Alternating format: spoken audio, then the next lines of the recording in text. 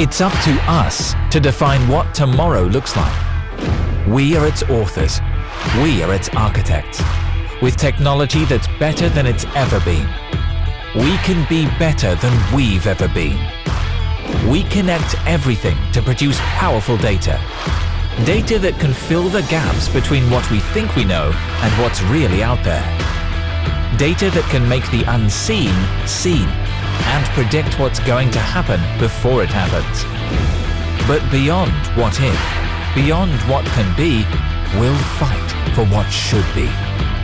With the power of data, we believe anything is possible. We're ready to reach for the unimaginable. Are you?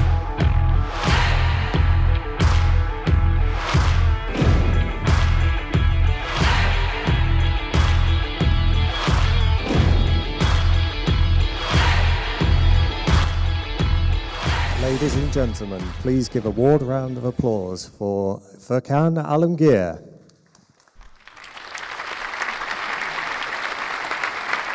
Good evening, everyone. Don't worry, that was fake pollution. Wasn't the real stuff. What an opening, though, right? Now, what a day this has been for Hull. One of the biggest tech expos and events that we've seen in this city's history. Connexin Live coming back again this year. Something I'm super proud of. How many of you here were here for the day this morning and got to experience the expo? Did you guys have a great time? Yeah? Where is the energy? Where is the energy? Ben, where's the energy? Good. Well, I had a great day. I've walked around the expo. I've got to speak to quite a few of you today. I've been at the Connexin stall as well today and kind of shown and shared some amazing ideas with some of our partners.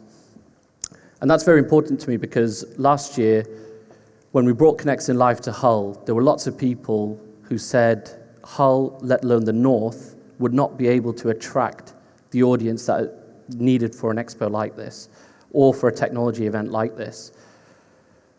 Well, if last year, looking at that picture, proved them wrong, what about this year? You know, we've had a great show up for the expo and a great show up for Connexin Live again, so I understand we've had 2,000 plus registered attendees from at least 15 countries, and that proves that Hull is fast becoming a technology and innovation hub.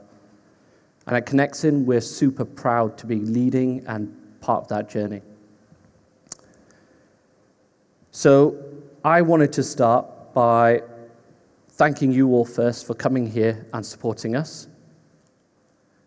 And I wanted to recognize the dancers from Anleby Studios because I can't dance like that, and I thought that was an amazing opening.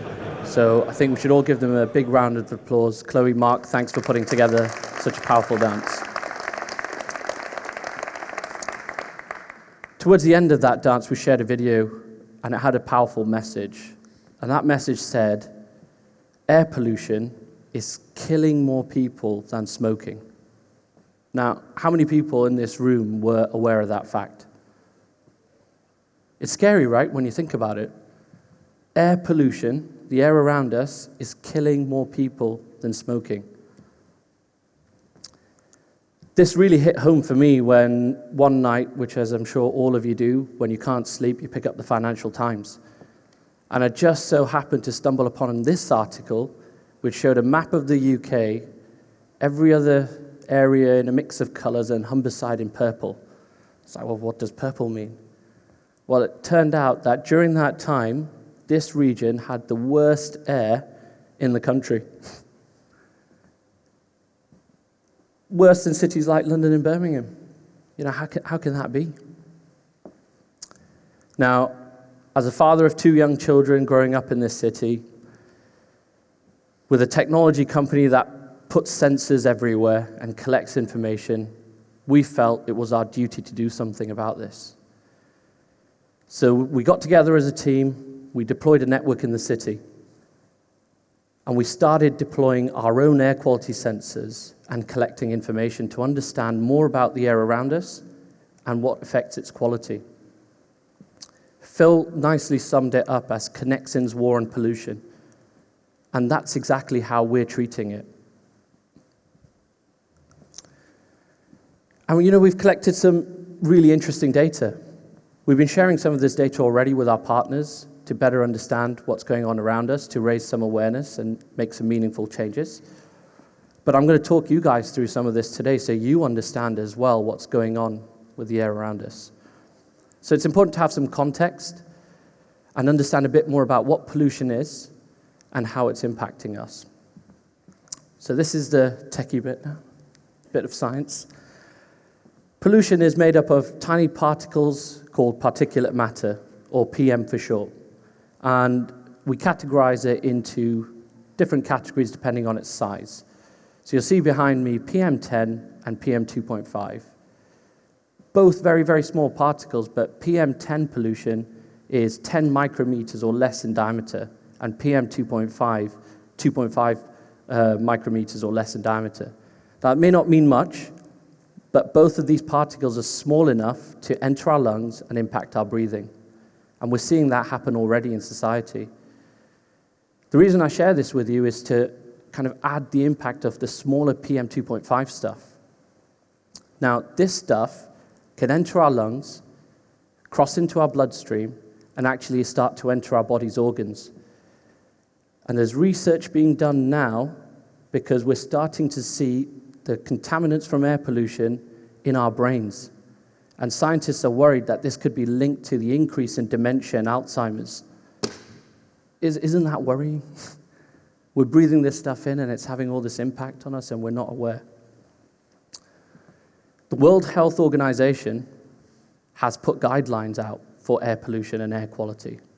They've said that for PM10, in an average day, the level should be below 50 micrograms per meter cubed in concentration.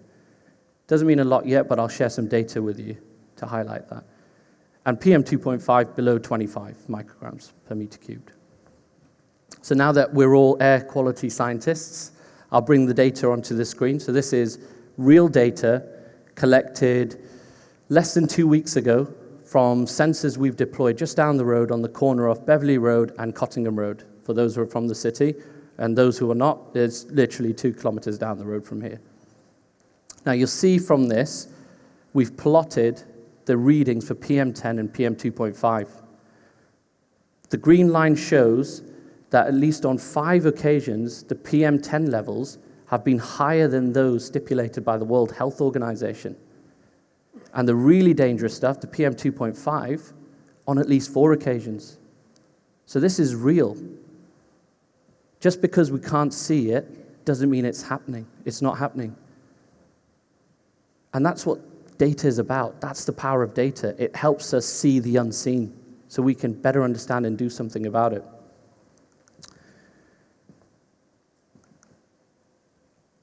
It's really important when we go back to that fact I shared in the beginning. Smoking is a choice, but breathing is a necessity. It's something we all do from a very young age to a very old age. So it's important that we all recognize and understand this so that we can all stand up and improve things. At Connexin, we took that first step to start connecting sensors and collecting data. We're about to take a second step to share that information freely online for anyone so they can better understand and do something about this. Because just like today, we're going to share some data with you. Data is powerful. It gives us insight. Insight that can drive change in behaviors and change in decision making. So with that, I would like to invite you all to kind of join us in our mission and do something about the air around us. If you could all take a picture of this screen behind me and share it on your social media so others can also be aware that the air around us is worse than smoking. And hopefully that will drive other people to do things, and collectively we can make a change that's meaningful. I'll leave it up there for a moment so we can get some of this out.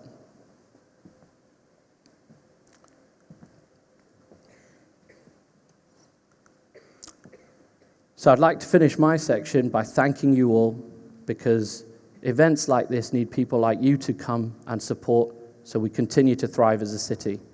Thank you all for coming today, and thank you all for taking the picture and supporting us to improve the air around us. Thank you very much.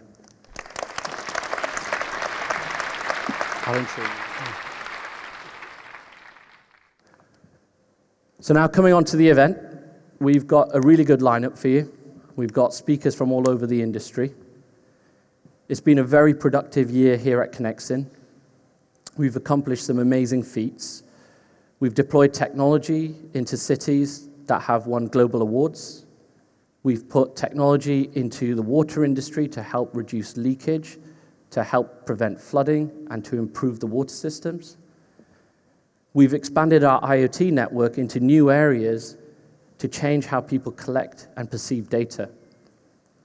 And we've won some of the most meaningful and substantial deals in the smart city space in this country. The team will be sharing some of those highlights with you later today when we talk about what we're doing in the water sector, what we're doing with cities, what we're doing in health, what we're doing in education.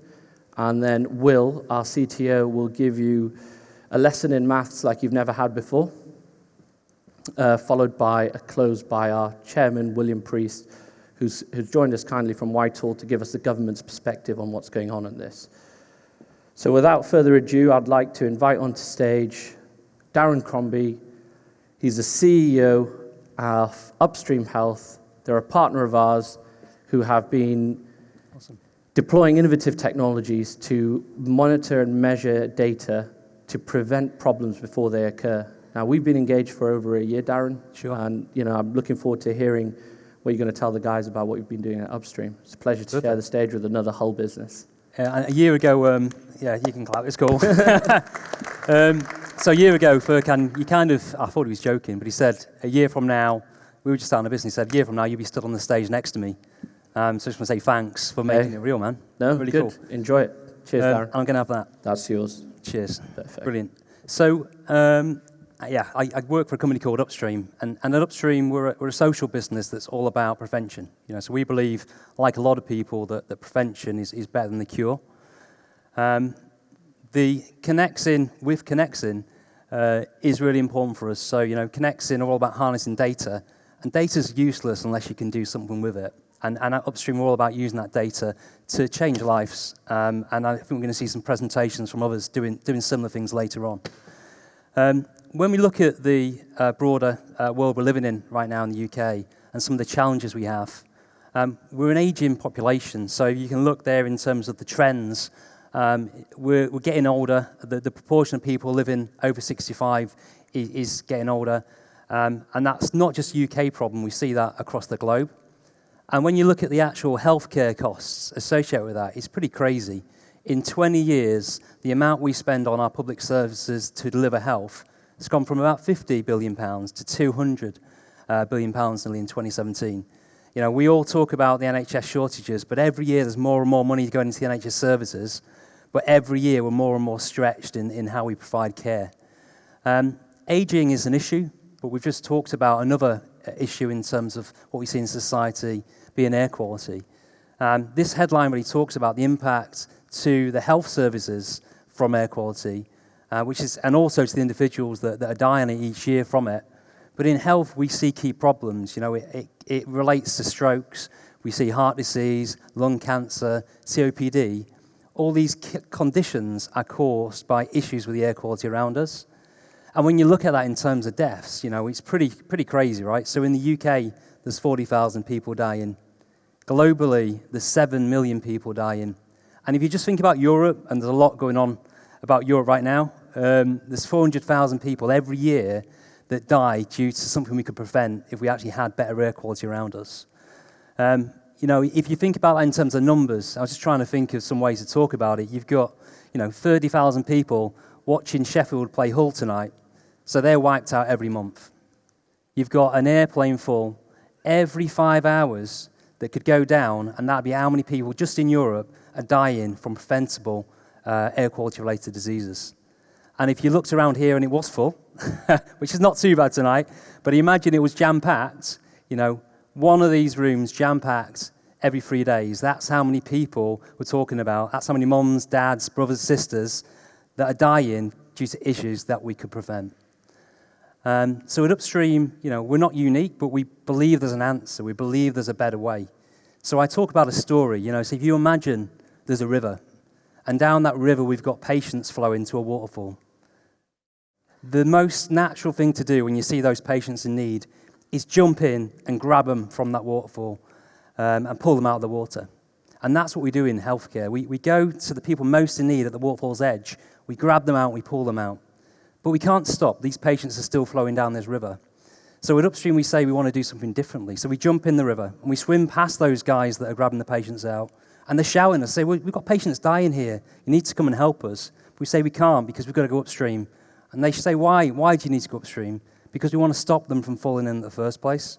If we can stop patients from getting sick, if we can resolve some of these, what we call social determinants of health, is a patient getting out? Are people getting out and meeting others? Are they not being lonely? Are they eating well? Are they getting the right fluid? Are they getting the right diet? Have they got the right air that they're breathing on a daily basis? If we can fix these things, then we know we can resolve some of the big challenges we've got as we age as a society.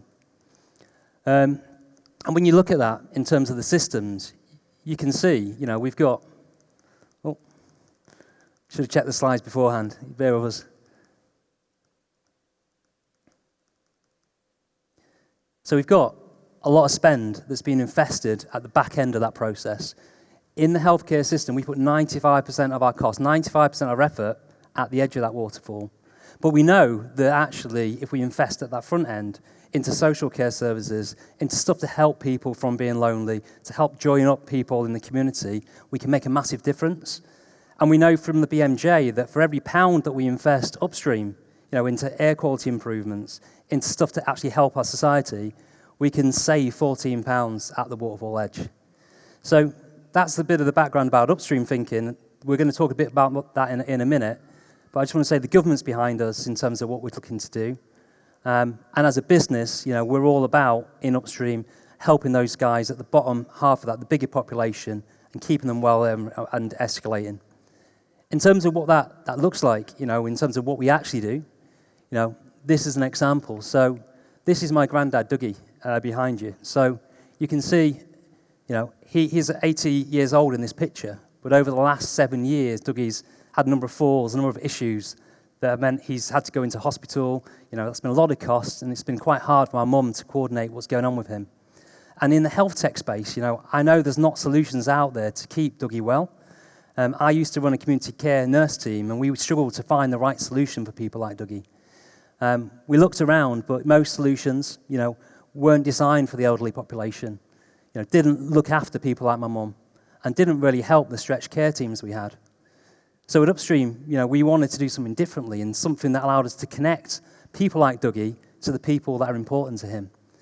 People like Dougie aren't online. Most of those guys don't have any internet connection in their house. They don't have access or can use mobile phones. So, working with companies like Connexin, we looked at how do we connect those people to the people that matter. We produced something we call Bridget, something we're proud of. So Bridget brings together IoT for the patient, so a new device, brings together artificial intelligence technologies so we can look into the future for a patient, and supports family members. The way it does that is relatively simple. So we've got a simple device that we attach to the front of a patient's fridge. Collects a load of cool information from the patient and their house. So, what's their indoor air quality? Is that patient moving? Are they getting out? Are they doing enough? Sends that information to their family members. So actually, I can know that Grandad's up. I can know that he's got his kettle on. I can know he's actually accessing the fridge. But more importantly, the health teams can see what's going on as well. So that when over 6 weeks, his patterns start to deteriorate, he's starting to feel lonely, we in the care space can then do something about it. Upstream Health is on a mission to help keep people well. We do this by using innovative technologies to support patients and care teams. Upstream's new solution is Bridget. Bridget bridges the gap between patient and carers, supporting patients, reassuring families, and informing clinicians. Bridget is designed to be easy to use and unintrusive within the home. She's designed for people that might not have internet or know how to use mobile apps. Bridget lives in the kitchen, the hub of the home, where she automatically collects key data such as temperature, movement, air quality, fridge access, and information from the owner such as heart rate, SpO2, and external body temperature. Through the scanner, she can collect information from visitors and when medication has been taken, with the ability to ask for support. Bridget sends this key information securely to the people that matter, either as a text message alert, with more detailed information through the Bridget app, or using Bridget's artificial intelligence to provide direction for care teams. So that's a bit about what we're doing in Hull, what we're doing as a small business, and something we're doing in Connexin. If you guys want any more information, then grab me later, and thanks for listening.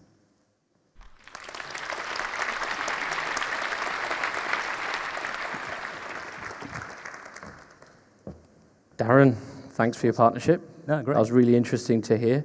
Yeah. He's a local-based business, so if anybody wants to grab a chat with Darren later, give him a shout. Your details are up there, right? Yeah, perfect. Awesome. Great. Cheers, Cheers Darren. Ken. Thanks, guys.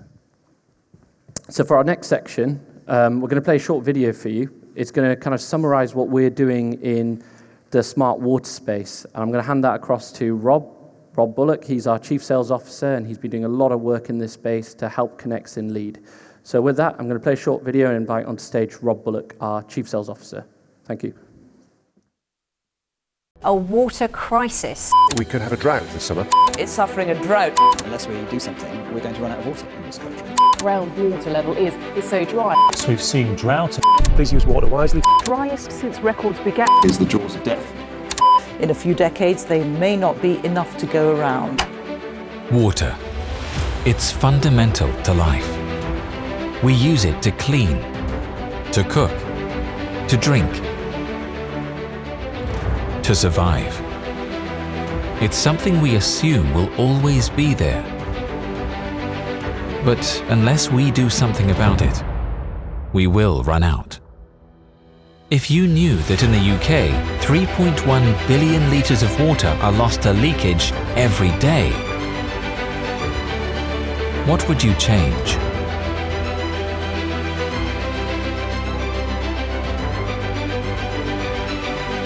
At Connexin, we're deploying the next generation of network infrastructure to enable us to detect and prevent leaks using smarter technology that can capture and communicate data in real time. Powerful data that can be utilized to improve service and change behavior.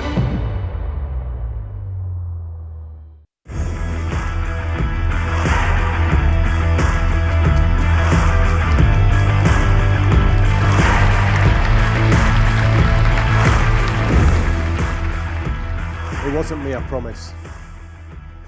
Good evening, everybody. It doesn't seem like a year ago when we're here and welcome so many of you to our home here in Hull. It's great to be back, and thank you for everybody for making the journey. Especially with the adverse weather conditions, it seems topical to be talking about water and water shortages. But we're talking about statements like the jaws of death, and we're going to run out. These are scary statements. But statements which ring true to a number of people in the UK, and it's an increasing challenge that people are having to deal with every day. With global warming and population growth, these 100-year events are becoming more commonplace and impacting everyday lives. But it doesn't have to be that way. As an industry, we need to innovate, and we need to lobby the utilities and find new ways to make innovations to adapt to these challenges in our changing climate. As consumers, we need to be open to innovation and new ways of living, and we need to fundamentally change our relationship with water. It all sounds a bit doom and gloom, but it doesn't have to be. Because the good news is there's things that we can do even today. And I'm pleased to introduce our first speaker, a man who spent a lifetime in water, pardon the pun. A speaker who's going to explore how water companies can use data and technology to deliver service in a different manner. Please welcome from Cisco, Stephen Goodman.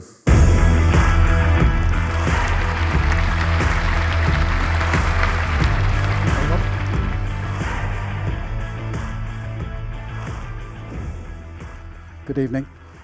This is all about data, so here's some data points for you. The human body is made up of roughly 60% water. The planet is about 67% water in total.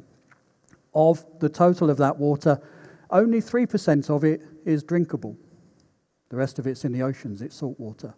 Of that 3%, less than 1/3 of 1%, so if you can do the math, you can work out it's a very, very small fraction of 1% of the total water on the planet, is actually available to us. The rest of it's tied up in the Arctic poles and Antarctic poles and in glaciers. So water is an essential to life. In fact, in legal terms, in contract terms, it's one of the few things that a child of under 18, I guess that is a child, can contract for.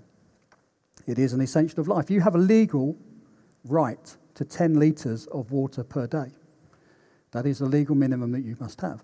So it's very good. So this is all about data, and we're leaking a lot of it. You saw some figures there that Rob provided.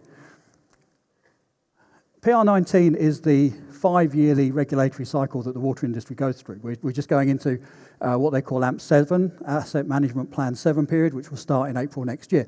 And in the process of this, the government have called out, or Ofwat, the regulator, have called out 3 key areas that they want people to look at, where we can use data to improve their operations and the way they deliver stuff to you as consumers.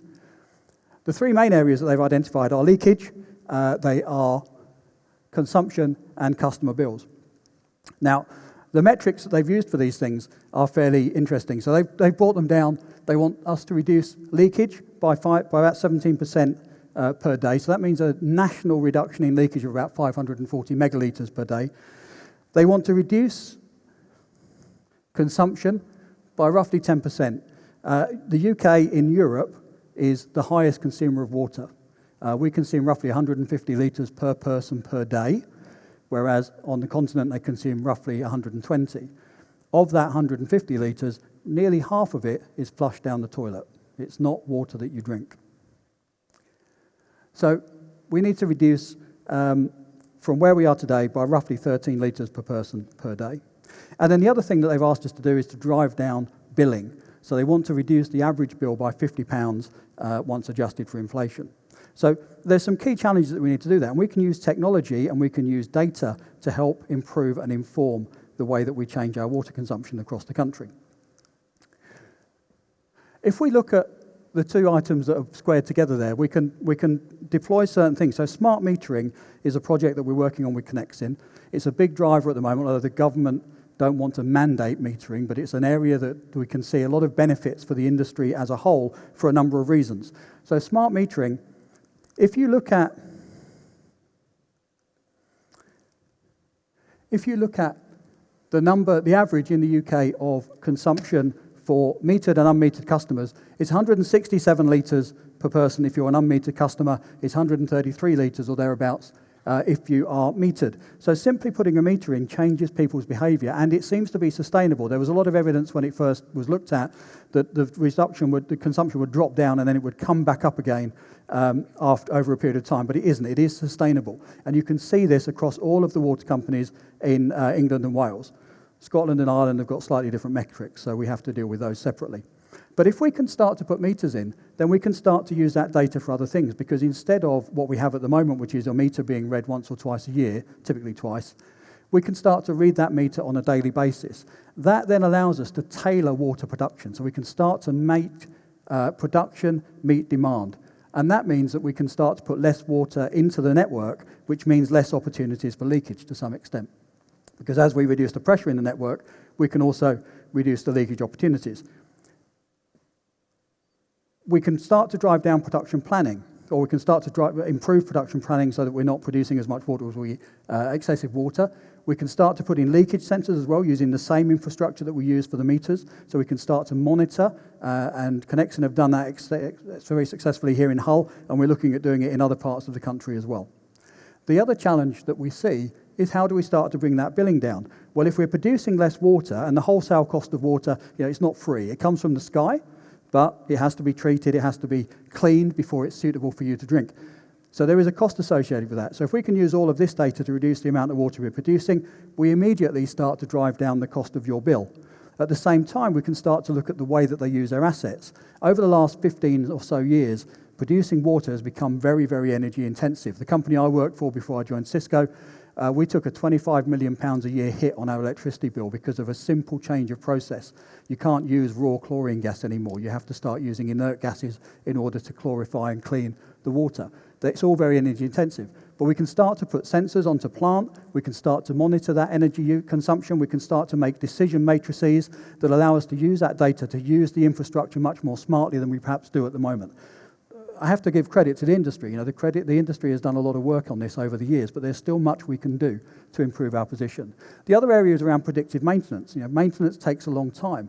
The cost of an outage is quite significant. If we can detect early that a piece of plant is going to fail and we can fix it in advance, we can take out a lot of those costs and a lot of those issues. So again, deploying sensors, gathering data, looking at trend analysis allows us to start bringing more things together. So how can we do that? Well, if you're a water company, you have a number of technology choices that you can make. You can go with mobile networks, you could go with Vodafone, O2 or whatever, EE. You can self-provide, you could build your own technology, or you can go for a managed service type solution.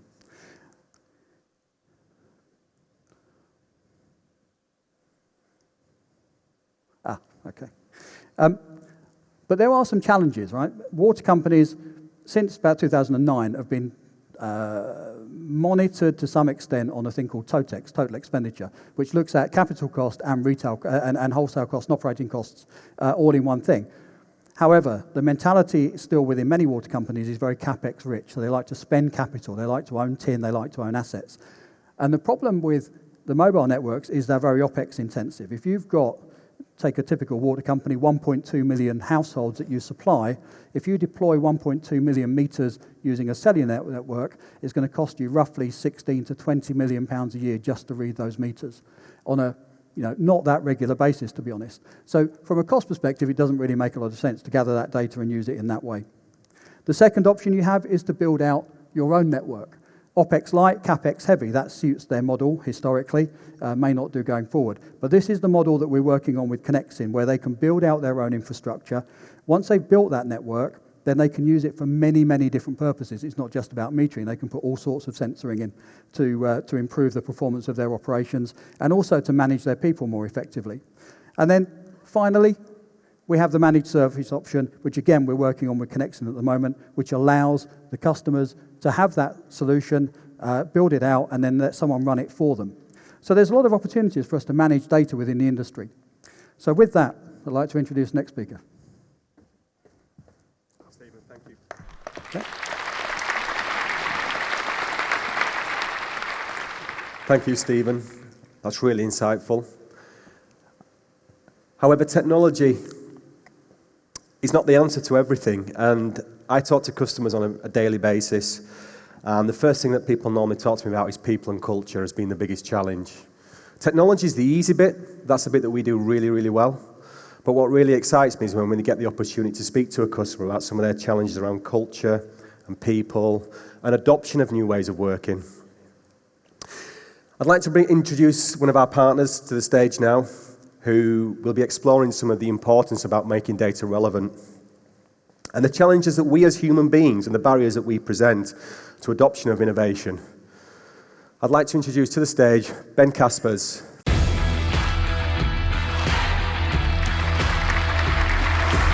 Thank you, Bob.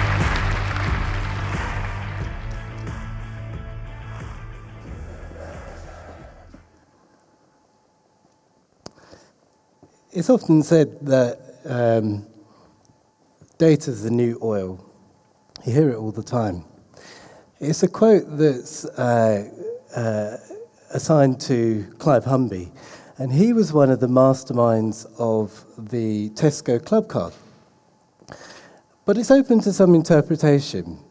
It could be taken in a financial sense. You could think, you look at Clive Humby, he made millions from mining that data for big companies. But it could be taken in a different way. It could be taken like oil is what makes the machine go round. Data is what makes our modern machine in today's modern age go round. But I'd like to maybe interpret that a little bit differently. And I'd like to ask whether, actually there's a different analogy here, that when oil comes out of the ground, it's this organic matter, It's raw, it's crude, and it needs to go through an extraordinary process of refinement for it to become something that's useful to us. It needs to be put into a form that is very particular in order for us to get the value out of it. And that process of refinement is critical to making oil have value and power things in our society. And I think that data really also, critically, like oil, requires a refinement process in order for us to have a behavioural impact. In order for the data to change individuals' human behaviour, let's look at water, it needs to go through a very particular process of refinement to turn it into a form that can actually change individual behaviour. I think if we, just to expand on that point, explain that point a little bit further. The underlying information can be the same, but can be refined in different ways. So up on the screen, we've got some very beautiful imagery, little illustrations of Red Riding Hood, and it's used this lovely visual storytelling to get that message across. But the same information, the same Red Riding Hood, could be presented very differently. It could be refined in a very different way. This is the same underlying thing, but presented very, very differently. This is the facts and the stats. It's been refined in a completely different way. Forget the visuals and the story there. Let's just use the same underlying source material, but refine it differently. And it has a very, very different effect. Now, if you think about the behavioural impact of those two ways of using the same source material, they are very distinct. And I know which one of those, for me personally, would have behavioural impact, but for others it might be different. So the refinement matters. There's also a common misperception, actually, that awareness creates behaviour change. That people need to be, just make them aware. I get so many of my clients saying to me, Ben, we need an awareness campaign. People just don't know this stuff. If they know this stuff, they'll change behaviour, won't they? They may do, but there are many, many cases, and in particular when it comes to things like water consumption, where that's not actually always the case. And this was borne out for me over a few years ago when I was working on a government campaign, the 5 a Day campaign, the fruit and veg campaign. And I put, for years, I did my hard miles on that campaign. And, it was a tremendously successful awareness campaign. In fact, it's probably one of the most successful awareness campaigns, public government campaigns in recent times. It went from 0% awareness of the 5 a Day message in 2003 to about 90% awareness amongst adult populations today. In fact, how many people here right now are aware that we should get your 5 a Day? You should get your 5. Hands up, please. Pretty much everybody. But this awareness campaign, or this 5 a Day campaign, was also one of the most unsuccessful behaviour change campaigns of recent times. Because, although the awareness is high, people are not eating 5 a day. The figures for the adult population are below 20%, and amongst disadvantaged groups, even lower than that. This is the behavioural gap. How many people in this room, tell the truth, please, yesterday ate your 5 a day? Tell the truth. Come on, hands up. Tell the truth. It's about 20% of this audience, which is about a cross-section of the population, because consumption of 5 a day in the UK is stubbornly, even after millions of pounds thrown at it over the years, it's stubbornly below 20%. So this awareness behaviour gap is a thing, is a real thing. And I think the same challenges that existed with 5 a day exist with water behaviours on a household level, on an individual level.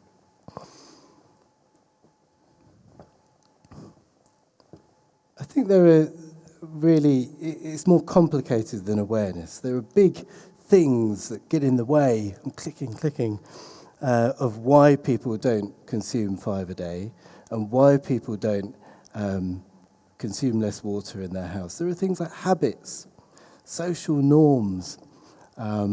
It's just not the way we do things. You know, there's an irrationality in human behaviour which awareness alone can't shift. There are big things here at play.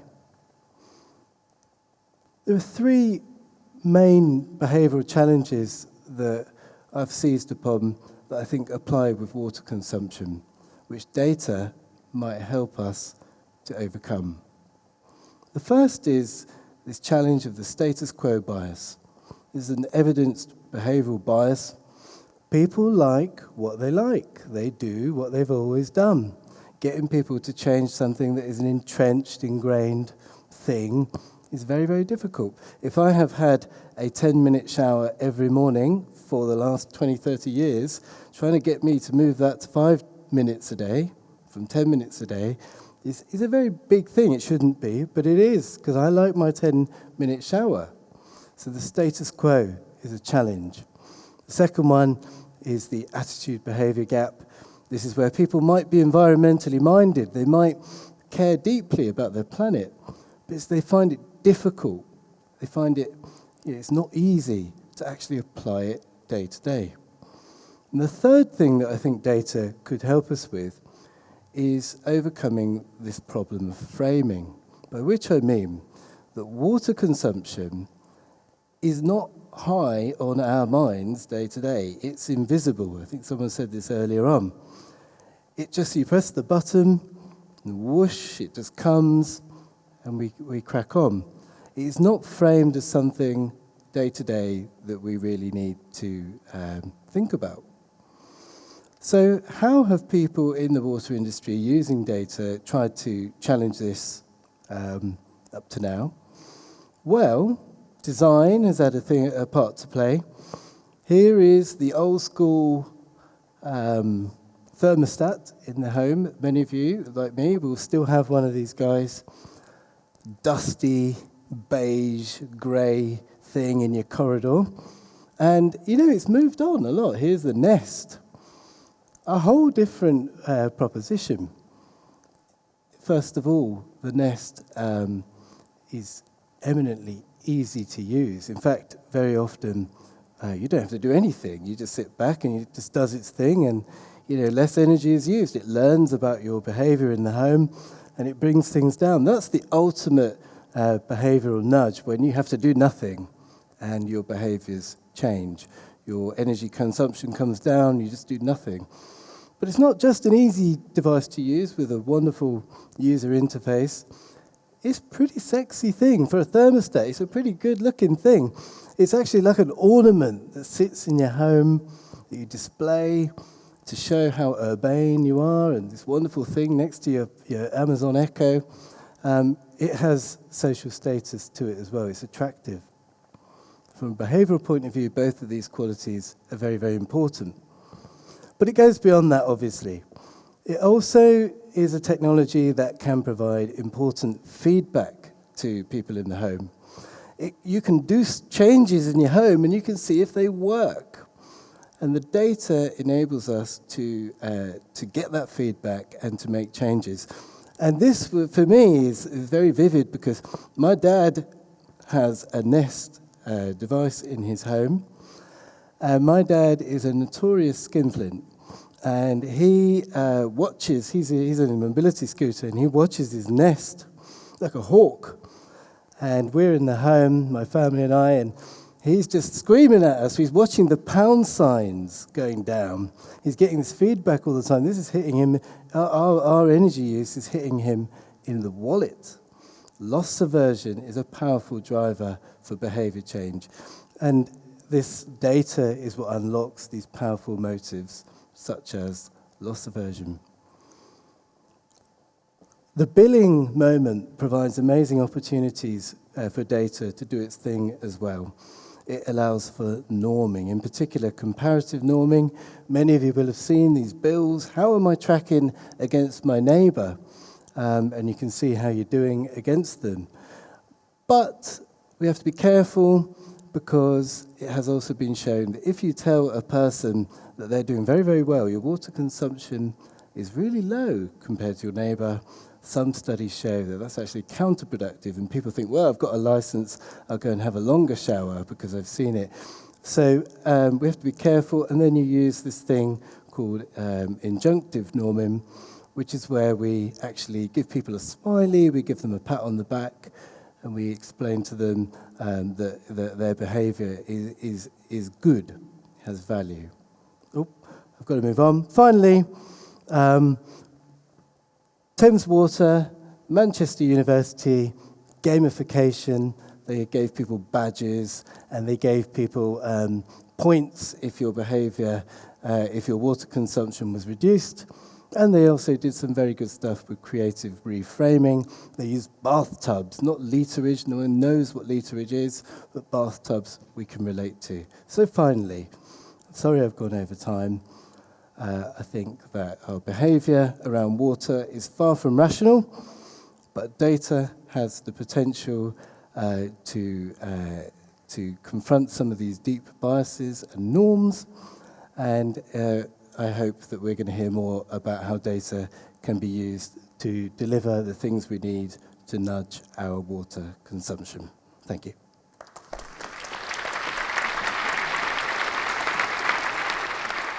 Thank you, Ben. I think for those of you that do know me, Ben, I think you and me and your father will get on very well. If anybody can guess how much I saved off my bill as a percentage, I'm a proud Yorkshireman. If anybody can guess how much I saved when I had a water meter installed, I'll happily buy you drinks all evening. To the nearest 10%, we'll be close enough. So if, like me, you're asking yourselves, how do we start to address some of the challenges referred to by Stephen and Ben? Well, to answer that question, I'd like to welcome to the stage the CTO of Creative EC. Creative have been focused on developing IoT innovation in the water industry for the last few years. And I hope in the next section you'll receive information which, like me, help you join together some of the dots. So with that, I'd like to invite to the stage Steve McCorry, CTO of Creative EC.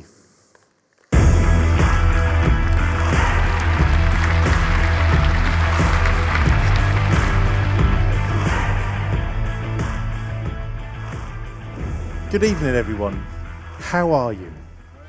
Oh, great. Okay. It's not enough energy, is it? Look, we're in Hull. We're at an event. You could be watching something terrible on telly. Need a bit of energy. I'm great, Steve, would be the correct response. So, good evening, everyone. How are you? Oh, it's a little bit better. Okay, some people at the back will get you involved in a minute. So, onwards and upwards. I spend a lot of my time thinking. This is my default state. Sitting in a field, thinking about the world as we all go by. And I'm a techie at heart, but thinking about how to apply technology is probably the fun part of my job. The next bit doesn't really work because it says 8 minutes. And that's 8 minutes that I've got to speak to you, but I've now got -6 minutes because the last guy overran. But never mind about that. So we'll get you thinking. Yeah? So 8 minutes actually represents a slightly different statistic. And 8 minutes, on average, is the time we spend thinking about our water company and water every year. Why is it 8 minutes? Well, you get a bill, normally twice a year. Kind of looks like that. And it passes you by. Sometimes you go, okay, and you pay it. Sometimes you go, that's a bit high. But it's 8 minutes. So what I'd like to do is for you to all think about, just for a second, a time in the future where pouring some water into a cup, I'm not going to try it live on stage, it'd be a disaster, but you can't take that for granted anymore. That might become a challenge. And I've got some more watery facts, a bit doom and gloom, so I'm going to have to cheer them up a bit to help us on our way. So, First of all, and I need some hands in the air as we do this. It doesn't work unless we get hands in the air. Who has been to, let's go slightly exotic, Beijing? Hands in the air? Anyone keep them up there? Join those good folks who've been to Beijing if you've been to Moscow. Keep your hands up. Miami. Cape Town.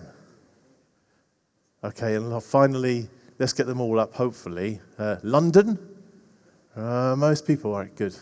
Okay, so why am I asking you that? Well, doom and gloom fact number one, according to the UN, reflected on the BBC articles, and even in Forbes, okay, we're all heading for a 0-day water event in those cities. What's 0 day? 0 day means you have no water. So if you go online, you see that Cape Town's already had one. Mexico City came really close. They got to T-minus about 10 days of running out of water in the city. You say, Steve, that's not close enough. These are all very exotic places. Why don't we go somewhere else? So let's take somewhere slightly random. Anyone been to Norway? I've been to Norway. Anyone been to Norway? The beautiful fjords, full of water, right? All of the electricity kind of coming from hydro. They've got tons of water. Well, guess what? Last year, Oslo almost ran out of water for 3 weeks. Oslo, surrounded by water. What's going on? Right, last one. I've always wanted to do this. I'm a bit worried that things are happening on the slides down here that I'm not controlling, but never mind. Okay, so get your phones out. You know the bit like at the pop concert? Yeah, right, okay, where you turn your light on. Yeah, I've always wanted to do that bit. Go on, get your phones out, everyone. Get your phones out, get your phones out, get your phones out. Right, hands up if you find yourself in Hull this evening. With your phones? Phones, where's your phones with your light on? I need your lights on. Come on, that's it. More, up in there, right. I've always wanted to do this photo. Hold on a second. Oh my God, I play in a band. This has never happened to me before. I'm going to do it up here as well. That's fantastic. That's awesome. My band members are going to love that. Thank you very much. Right, well, even in the north of England, yeah, life is not how it seems. Yeah, so this is a report from this year from Natural Assets. Note point 4. Modelling across a long-term time frame suggests additional pressures in Yorkshire and to some extent in other places as well. Yeah, it's quite impactful stuff. Now, I could have been a bit worse. I found like the ultimate presentation title from the next guy. We won't dwell on it too much, but it was rather scary. Yeah. I thought that was a really good title for a presentation. I'd definitely listen to that one. And the thing is it any wonder if all you're thinking about is your bill? So the question is, if we're going to apply technology, could we do something a bit different to think a little bit more about our water consumption? Because we've all got a role to play in this. Yeah, I think we're all quite experts in using water. Anyone not use water? Of course not. So, what would happen if we took great sensors, because there's lots of great IoT sensors today, took it over a great transmission network, such as Connexins, and then applied lots of machine learning to it? We only think about water for 8 minutes every year. What happens if a machine thought about it 24/7? And what happens if the sensors were looking at the data, the water that we use, yeah, not once in a blue moon, but almost like 1 million times more than you see it on your bill? Every single day. What could we do with that? It's quite interesting what you could do with that. What you can create is a digital fingerprint for every single use of water that you have in your home. Whether that's turning on a tap, pressing the toilet, using a hose, you name it, we can create a fingerprint. Run that through big data analytics at the back end and come up with all sorts of use cases. And the point of those use cases is not to provide you with a bill, it's to provide you with a benefit and maybe be a bit more outcome driven. And we call that waterfall. I'm out of time, but I'll give you 4 quick use cases. First use case from this data is that you can get some great insights. Anyone know how long an average shower takes? You heard it just a few minutes ago. 10 minutes. Do you know how many litres of water that is? About 70 litres of water. Why is it when I put waterfall in my home, my daughter comes out with a great fact out the system at the other end. 163 litres of water in the shower every time. Big conversation in our house. First time that insight exists. Second one is we can gamify the data. We can give people badges that we just talked about. We can motivate changes. Third one, we can do leak protection. If you put a service valve into the solution, not only can you detect the leak, but you can turn it off as well. And the last one for water utilities is you can start to calm the network down and manage energy in a much better way. So that's me today. What's a call to action? If you're interested in this, come and talk to me later. And in the meantime, I'd just like to say cheers. Thank you.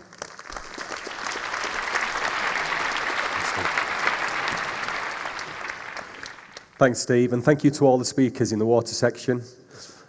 I'd now like to have a look at some of the communities and some of the places which are impacted by these changes in our climate, such as air pollution and water shortages. By 2050, 2/3 of the world's population will live in cities. Urbanization is happening faster than at any time in human history. The problems in our cities will only become worse as cities grow. Today, an estimated 1 billion vehicles are already bringing urban areas to a standstill. Cities consume 3/4 of the world's energy each year and are responsible for around 50% of greenhouse gas emissions. These are challenges our cities have been facing for decades. But now, some city leaders, businesses and citizens are taking new approaches to tackling these old problems. Mixing technology with imagination to create new cities driven by data.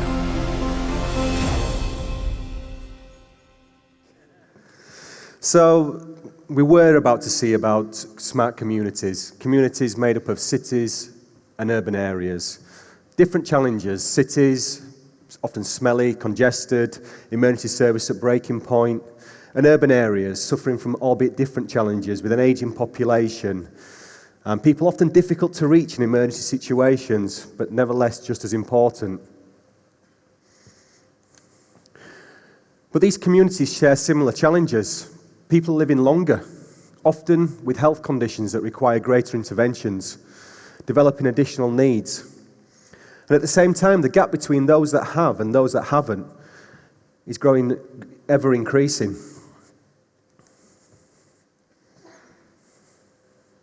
I'd now like to welcome onto stage a man who needs no introduction in these parts, Andy Burton.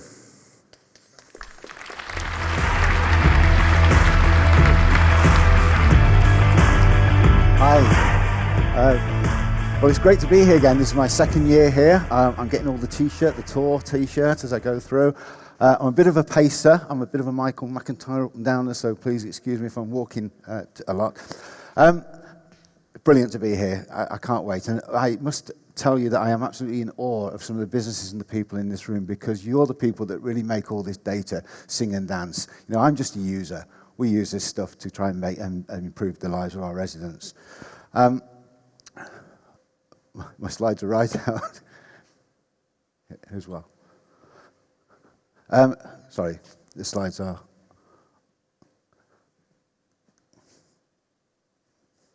With that, my apologies.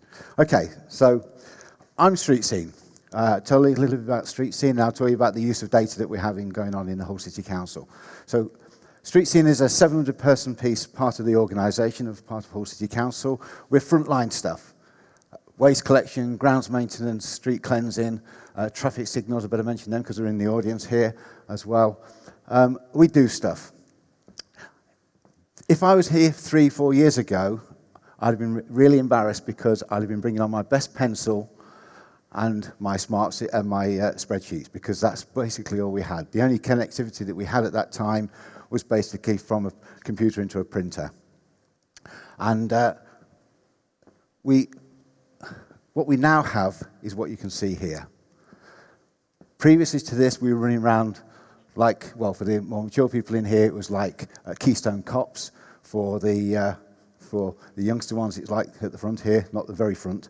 It was like the mosh pit at Leeds Festival. It was terrible. We're trying to get things organised, trying to get papers printed off and get them all organised and get them out onto the road. So we now have this. We are well organised. We've been investing in sensors. We've been investing in this platform up here that we've got for our runs all our operating services. I can tell you where we're cutting our grass. I can tell you where my waste vehicles are. We have in-cab technologies, and we have tablets that are pushing this data right through to the front end. It's absolutely fantastic. Other things that we're doing. These are big projects that we've got going on as well. I'm not going through every one of these, but I'll pick out a couple of them for you. The pictures here are a symbol of what we're going to be doing with some smart cat's eyes. They look like Christmas trees. They're absolutely fantastic. This is there to guide people, keep the customers safe, keep the cyclists safe as we go through. And also, these cat's eyes, we'll be using them around the cycles, roundabouts, to make sure that we keep lane intrusion down to a minimum. We're transporting our most vulnerable people around here as well. And the other one I'm really interested in is security in parks. I've got a project on with the government at the moment that we're looking to use. How do we use technology to reduce antisocial behaviour in the parks? And it's a project we've got going on. We're in conjunction with Leeds and East Riding that we're going to be doing that. But that's just street scene. Street scene's got lots of data coming out. We're using it. We've saved thousands and thousands of pounds. My operation efficiency has gone up. My quality of service has stayed the same or improved. And we're making real improvements. But from a data point of view, from a local authority point of view then, just think about the data that we have to try and get to make sure an outcome that we have is satisfaction with neighbourhoods. So we have to collect all of this sort of data. What makes a neighbourhood? What makes us satisfied with a neighbourhood? This list is not exhaustive. And each of those can be subset down. If it's crime, what type of crime? When was the crime? What location of the crime? How do we know and how do we feed all that bit together? And we've traditionally looked at it in this way. Very logical, very archaic, very, just the objective up there and just making sure that we try and link everything together. And it's just not fit for purpose anymore. Not fit for purpose. If I then step it up even further and say from a major commitment point of view that we're having at the council, it's just two of those things on there. We've talked about living with water, but improving public health. How on earth do I keep tabs on everything linked to improving public health? From active travel to reducing obesity are areas that the council is committed to. And the other one up there, the really big challenge there, and very timely with what we've seen on stage first off, was the carbon neutrality by 2030. So we are looking to become, as a council, carbon neutral by 2030. So all of this data, I've got to try and collect. How do I know that I'm making a difference? How do I know where to invest my time and resources to improving those outcomes? Now, I said if I'd been here 5 years ago, I'd have had my pencil. I haven't got enough pencils to work out all the calculations that I would need for any of these things. So I need help. So what we've got here is we are looking, how do I look at all my data in multi-layers, multifaceted? How do I share all of that data? How do we make sure that it all links together and I can see and interpret the differences that we're making, that you're making, that the public services are making? Now I can't do that with that pencil. So what I'm really proud to announce, this is already in public domain, but I'm reading this because it is a legal statement, legally approved statement, which is why Hull City Council is proud to announce that it is the first local authority in the UK to go to market to procure a digital platform to allow all these things to happen. I can't say any more. My Chief Legal Officer Director is in the audience. If I say any more, I'm going to get shot. We're in a procurement process at the moment, but the announcement will be made very, very soon. This is really exciting stuff, and I'm looking at the youngsters down here as well. This is stuff that no other local authority has got so far. This is going to join all this data together so that we can improve and make not just satisfaction with neighbourhoods, because it's a horrible phrase. How do you make your neighbourhood and town and city, how do you make it tingle? How do you make it glow? How do you make it exciting? Because that's what we can do with this data. That's what I'm hoping to do. Thank you. Thank you, Andy. I don't know how we make things tingle, but I'm certainly looking forward to trying to find out together. On a personal note from me, I'd like to thank Andy especially. I've been with Connexin now for about 18 months and a relative newcomer to Hull. But Mr. Burton and his team and his wider colleagues in the council have really made me feel welcome, so a personal thank you from me. And an observation, I've spent over a decade in public sector, and it's rare that you come across a council where there seems to be such a common vision and it's so well articulated. So huge credit to Hull City Council and Andy and the wider team for the job that they're doing. I know it's going to be a huge success. So we've heard from the public sector, and our next speaker is going to share with us how he uses data to minimise risk and deliver services to Sheffield City Council. We're extremely proud of the partnership that we've developed with Amy in the last 12 months. And I think somebody said it earlier about in 12 months' time, Del Boy will be stood on this stage together. I think it was for Can saying it to Darren. Well, I actually said it to this Darren. And 12 months later, lo and behold, he's here. So with that, I'd like to welcome the account director for Amy for the Sheffield City Council contract. Thank you, Darren. Thank you. It was 12 months ago, I think, I stood here and Rob invited me. So I think again. I have the pleasure of working in Sheffield. Sheffield, for me, is a fantastic city, but before the Streets Ahead project went live, it was known as the pothole city of England. My slides are as bad as others, and the videos, thankfully, I don't have. So there were a number of bullet points here. I'm responsible here for all of the assets on the highway, from fence to fence. So on here you can see all the assets that are listed. So I'm responsible for maintaining the asset management, maintaining an inventory that's accurate at all times, making sure that our gully systems are fully functional, the highway is no longer littered with potholes and refurbished accordingly, but also that our streets are clean, the grass is cut, our trees are well maintained, and all the other assets. And within Amy, this contract is for 25 years with Sheffield City Council. We're into year 7 now. It's a £2 billion contract. And like Andy's responsible for street scene in Hull. I'm responsible for everything you can see on the highway of Sheffield and the associated risks of making sure that flows and delivers all our values that we have in Hull. Sorry, it's Sheffield. I'm getting confused now. So in the first 5 years, we did have a core investment period. Phenomenal amounts of works were completed in that period. You can see there from the stats there, 135 traffic signal sites were refurbished. We've now got greater volumes of traffic going through Sheffield, but 2% quicker. No other city can state that at the moment. We've replaced 4,000 gullies, but we maintain 77,000 gullies across the city to make sure there is no flooding, to make sure that our commuters and visitors and residents of Sheffield aren't impacted upon when we get the adverse weather that we see today. Nearly 1,500 miles of roads have been resurfaced and footways. 1,500, 700 are carriageways. These are phenomenal numbers that we achieved in the first 5 years of the contract. All of it led by data. Where were the worst roads? Get the worst roads fixed first. So it's extremely important to us, data going forward, and particularly as we now enter the life cycle phase. And 55,000 lamps, street lights have been replaced. That's now got a system in Sheffield that the council can generate savings from through dimming and trimming of the lighting. So after midnight, we're turning the lights down by a few percent, creating significant savings for the authority. But we had a real challenge.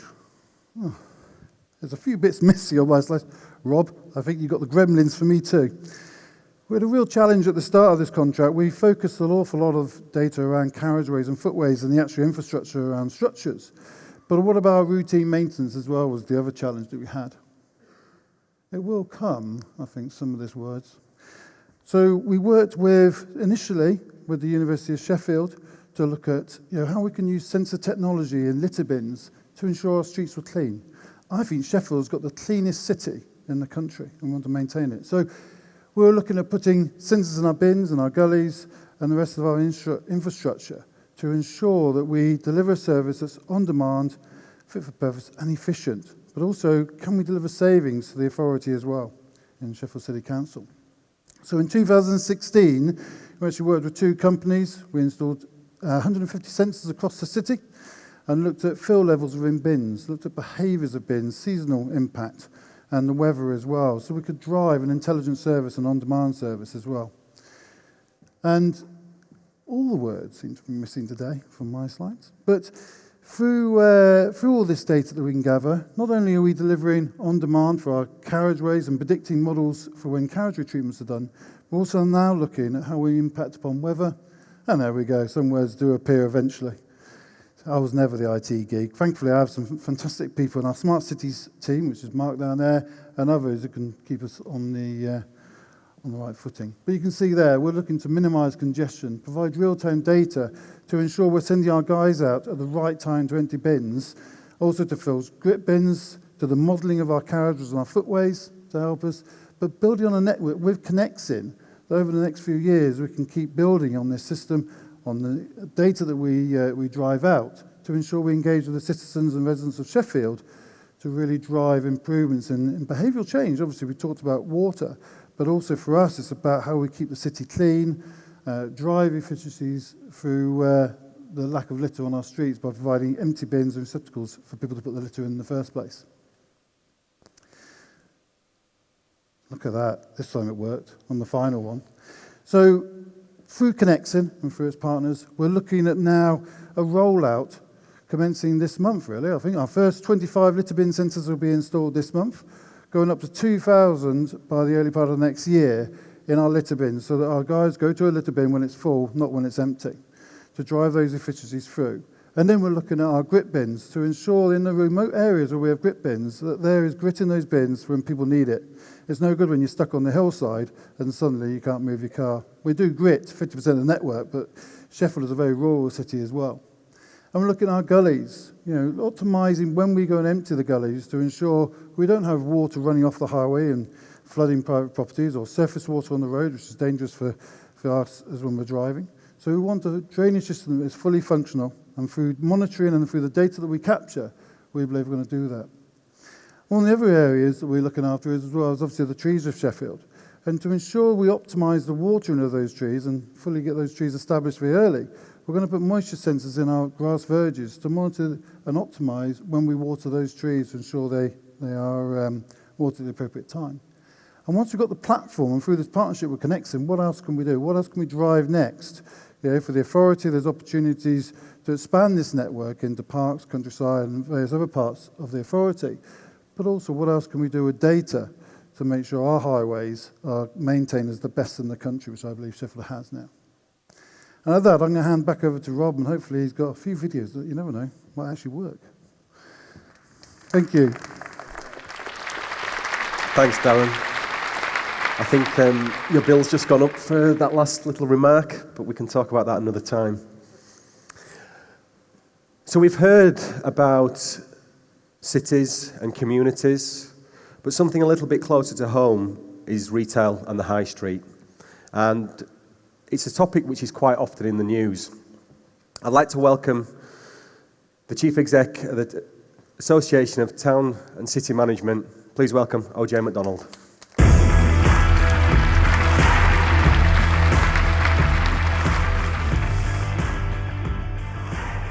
Right, good evening, Connexin Live. Let's not beat around the bush, let's jump straight into it.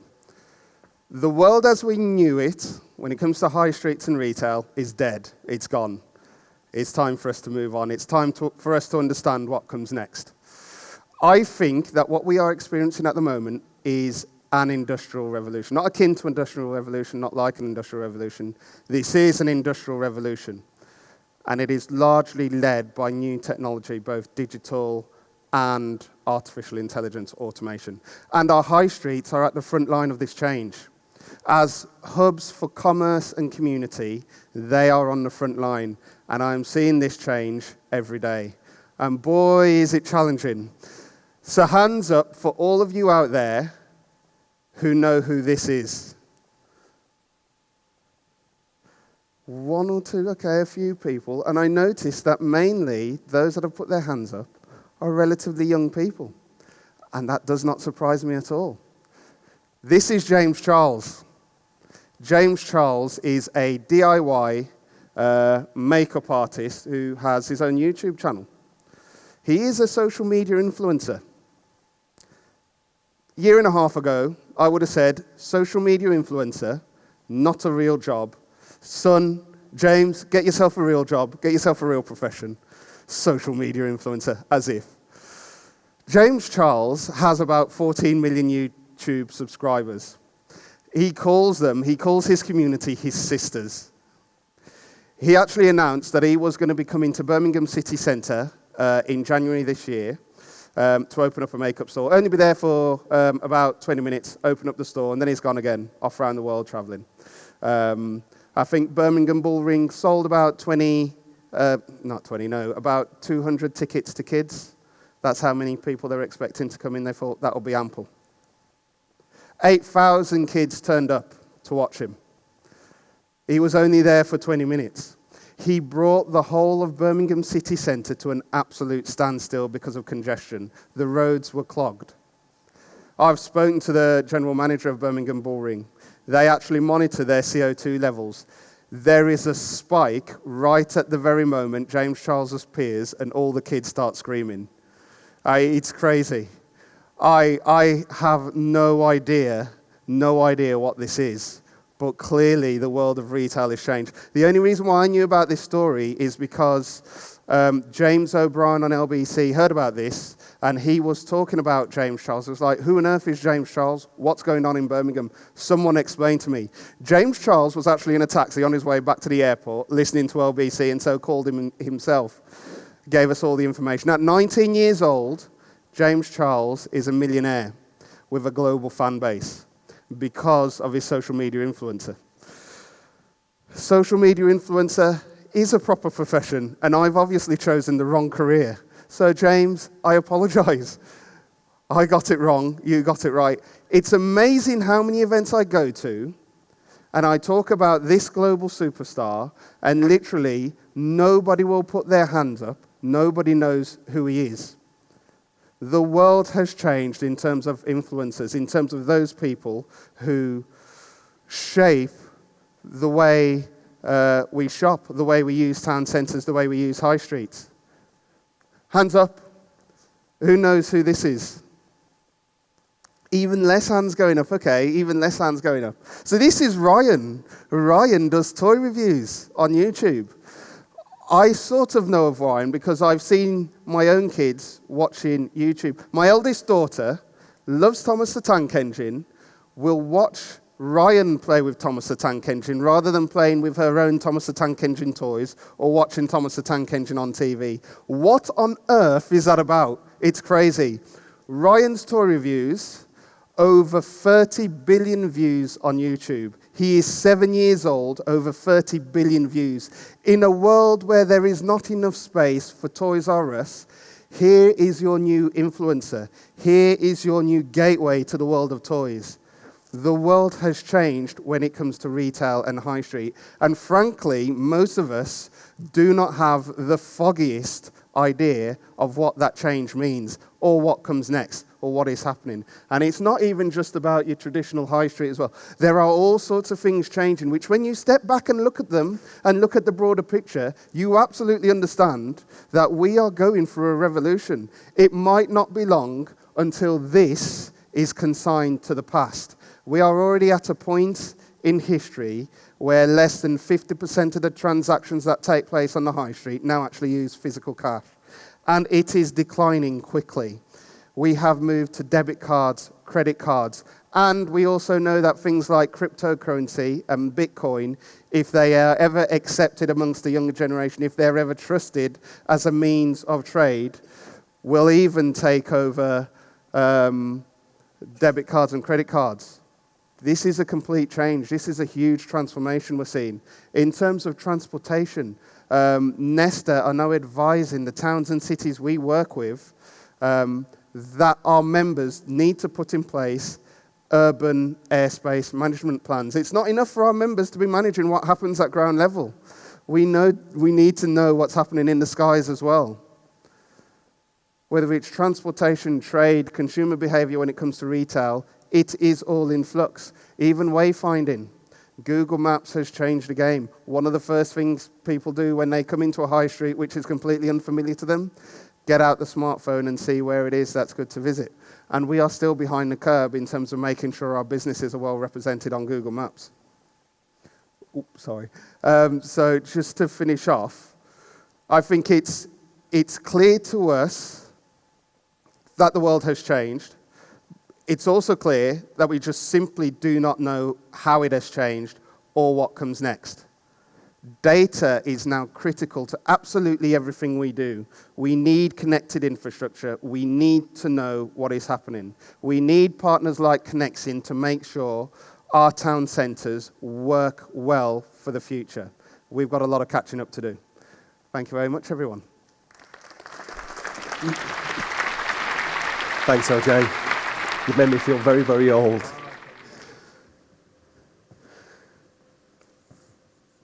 So we've heard all about communities and cities and the high street.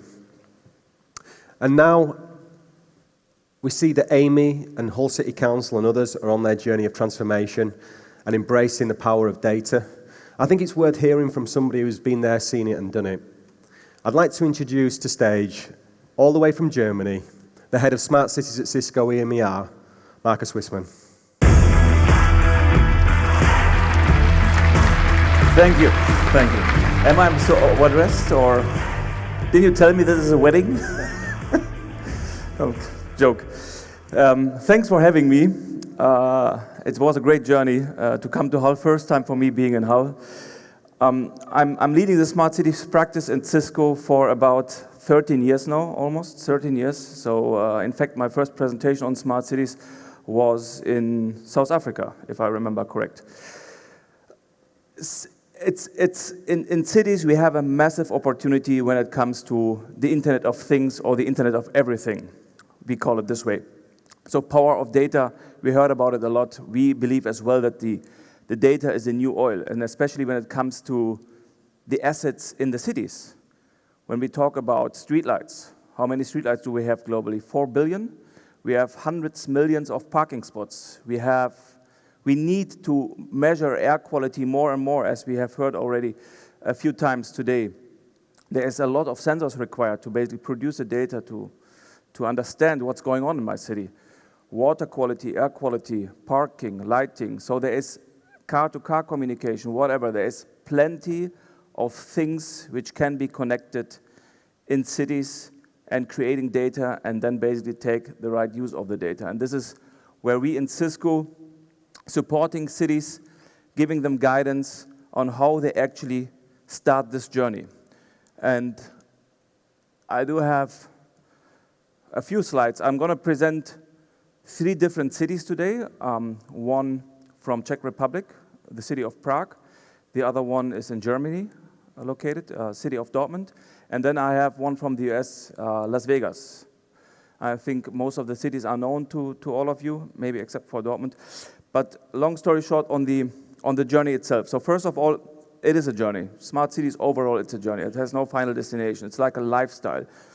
Technology evolves over the years, of course, and the cities start with small POCs, with small pilots, proof of concepts. They scale later on in a certain district, but it will be an ongoing process. There's no end.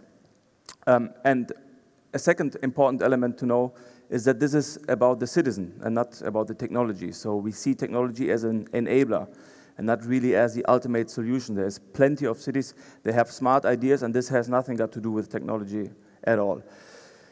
The objectives for for most of the cities is that they need to actually attract FDI, foreign direct investments. They want to create jobs. They need to, at the same time, reduce the operational costs on the running infrastructure. And of course, they want to improve the quality of services, social services in this case. How do you start as a city? So when we talk to the cities, there's some ingredients required, I call it all the time, when we basically talk to them and they ask us, how can we start, what is required, etc. There is some ingredients required. You need to have an innovative leader in your city. Like in some of the cases, the mayor is actually in the driving seat, and he wants to have his city becoming smart because of visibility, because of marketing, because of, he believes that the city is the right city to basically become smart, and he wants to turn this around. And then we tell him, you have to have an initiative in place which brings you all the different departments on one table, because cities today, traditionally, they think in silos and they transact in silos. So smart cities, when we talk about smart cities in most of the cases, it's about platforms, it's about generating data, it's about, interconnecting different services to each other. This requires horizontal thinking. So you have to get rid of the silo approach. Tell this every city, and it takes really time that they understand what we mean by that and really also execute based on this. So, but we see cities which are actually starting thinking horizontal, and I have an example from Dortmund right after this slide. The second one is the ecosystem. It's not about a single vendor strategy. It's not about a single vendor, type of a solution which you can just buy out of the box. You have to create in the city your ecosystem. You have to include your universities, your local startups, your companies from abroad, and so forth and so on. A smart city is overall an ecosystem with multiple stakeholders included. And the third one, you have to be open for private-public partnerships and people. And the last but not least is, as thinking horizontal, cross-departmental budget. And this is basically what the city of Dortmund has achieved today. We started this journey with them around 3 years ago. We invited them or the city of Dortmund invited for a workshop, a 2-day workshop, and we had around 200 attendees from 150 different organizations, companies, etc. And they created basically out of these 2 days workshop expert teams. So there's really following communication with these guys. And there's specialties or the expert teams which they have created out of these workshop is around, you can see, mobility, logistics, platform, citizen services, and so forth and so on. So these expert teams basically support this overall initiative. They call it Smart City Alliance. And there's a specific reporting structure up to the political bodies on the top. And overall, the Smart City Management Office supported the city and the entire alliance with around 150 partnerships, so memberships who are supporting with funding. They have 20 ongoing POCs funded by the alliance as well. They have created 30 million of EU funding, created a website. They became the most digital city in Germany. This was an award last year, and so forth and so on. So here really it was about creating an umbrella story, not just an umbrella story, an alliance with partnerships, creating budget horizontal, and basically taking from this horizontal budget and investing into proof of concepts in order to basically make this all alive. This is the city of Prague. This just gives you another example on horizontal thinking and what this means overall. They got this platform. This is in place. It's also a proof of concept, but we connected around 30,000 sensors to it. And they actually looking into parking, handicapped parking, some crowd, direction of movement, public transportation, some smart benches in parks where you can charge your phones, street lighting, and environmental monitoring, cycle counters, and what we have. This was one of the first RFPs I have seen, and this is like around 2 years ago when we started this journey with them. One of the first RFPs in Europe, I must say, which was platform-based only. They wanted to basically have a platform only. They wanted to have 38 different data points connected to this platform and making use of it in a way that you interconnect these different data into a new use case. The example is environment, for instance. They know what the environment situation is in the city, and they basically provide this data to the jogging community that they should not jog this way, but rather this way because the pollution is better in this way. Or the traffic is up, CO2 level is up because of the traffic. This intelligent traffic system gets the information from the environmental sensors to basically reduce the speed so that you don't drive 50 anymore, but you drive 30. So they correlate the data between the different domains, and this is what makes it interesting, and this is required as a horizontal player. This is Las Vegas, the last one I have to present. This is at the Strip. Everyone, or most of the people knows where all the casinos are located. What Vegas did is they looked mainly into video analytics through some public cameras, but also they have some parking and lighting. But the video analytics system is basically providing them with traffic detection, traffic violation, license plate recognition, objects left behind, and so forth and so on. What they did is they put this is publicly available. They put this completely data in public. So you can actually go to the website and can watch who is driving too fast with the amount of the speed, and how much it will cost to this guy who actually was driving too fast. So they made a completely different use of the data, and in the US it seems it is allowed. It would not be allowed in Europe, but they do it just like that. So just to summarize, some key takeaways is that horizontal thinking, get out of the silo approach, make use of the data. Correlating the data is a good element to basically create new use cases, and be ready for becoming a smart city. Thank you very much. Thank you, Marcus. Thank you. Typical German efficiency there, I'm sure you'll agree. Thank you, Marcus. That was really insightful. So we've learned a great deal about communities and big data and IoT, but how do we build all those things together and really maximize the investments being made, either in the private or the public sector? And how do we continue to deliver that fantastic citizen experience? But importantly, at the same time, how do we keep people safe?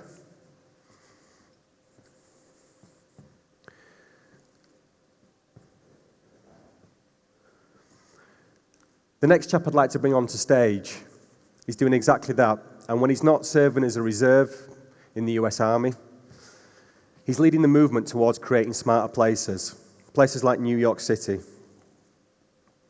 Please give a really warm welcome to the VP for Global Business Development, Brett.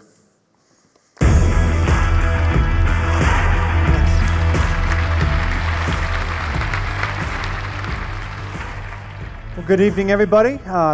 Really appreciate the opportunity to be here. This is my first trip to Hull. It's been a great opportunity to come here and see all of the energy behind smart cities.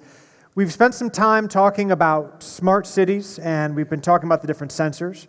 Marcus was just up here talking about the framework for adopting smart cities, and I want to bring all that together, but for a very specific topic, and that being safe smart cities. Now, we all know how technology has evolved, and this has happened in the public safety space as well. We started off with pole boxes and fixed phones, and now we have moved through to the cell phones and that mobile lifestyle. Well, your public safety environment has not adapted to that mobile lifestyle. I don't know how many people in the room know today that if you dial 999 here and say someone's beating me up, and then you run, they're going to look for you or from where you called, not from where you're running to.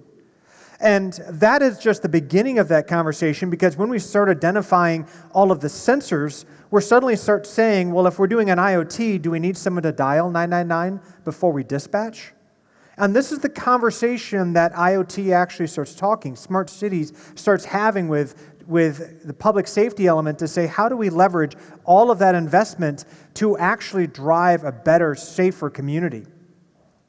The Carbine vision of where we come from is that we actually want to deliver the world's best unified emergency system with a mission of saving lives. And we can save lives by having it more efficient, the right resources at the right time. Now, from an organization, we are a global company. We have operations all over the world at this point in time, and we're really looking for that opportunity, which is why I'm standing here in Hull today, because there's a lot of energy around smart cities here, and that is why Carbine really wants to deliver this next generation of 911 or 999 here. Now, a standard incident data flow is going to be about many to one to many. You've got many inputs, and those inputs are only growing. And then we've got one person that's going to have to synthesize this information, and they're going to have to be aided by technology. And then we've got to push all that information out to the many responders who are then going to actually show up on scene. Now, the way that we do that and we facilitate that is we have this ecosphere of solutions for safe cities. This ecosphere is able to be scalable. It's built on Cisco's best case technologies, so we're not redeveloping the wheel here. And it's about having hardened systems that were designed for DoD that we can actually deploy in the smallest or the largest environments. That means that it can scale down to a school, it can scale up to a city of London, and everything in between.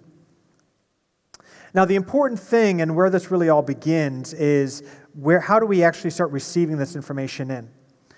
As this plays through, we show that we can actually start grabbing the video from cell phones. And that's a very key important piece. If we can grab the video from cell phones, doesn't that give our responders more information of what they're going into? Doesn't that tell whether we need to bring 2 ambulances or 1, 3 fire trucks or 2, or 5 police versus 1? Now, once this is all brought in, now the important piece is mapping that. And this is one of the greatest values, is if we can suddenly map every single call into a single environment, now we suddenly have situational awareness of what's going on. With situational awareness, we can now start saying, is this a single incident, or is this coordinated incidents or related incidents? Is this incident related to a sensor that's setting off? We've got a water main leak with all these sensors that are saying that cars are slipping.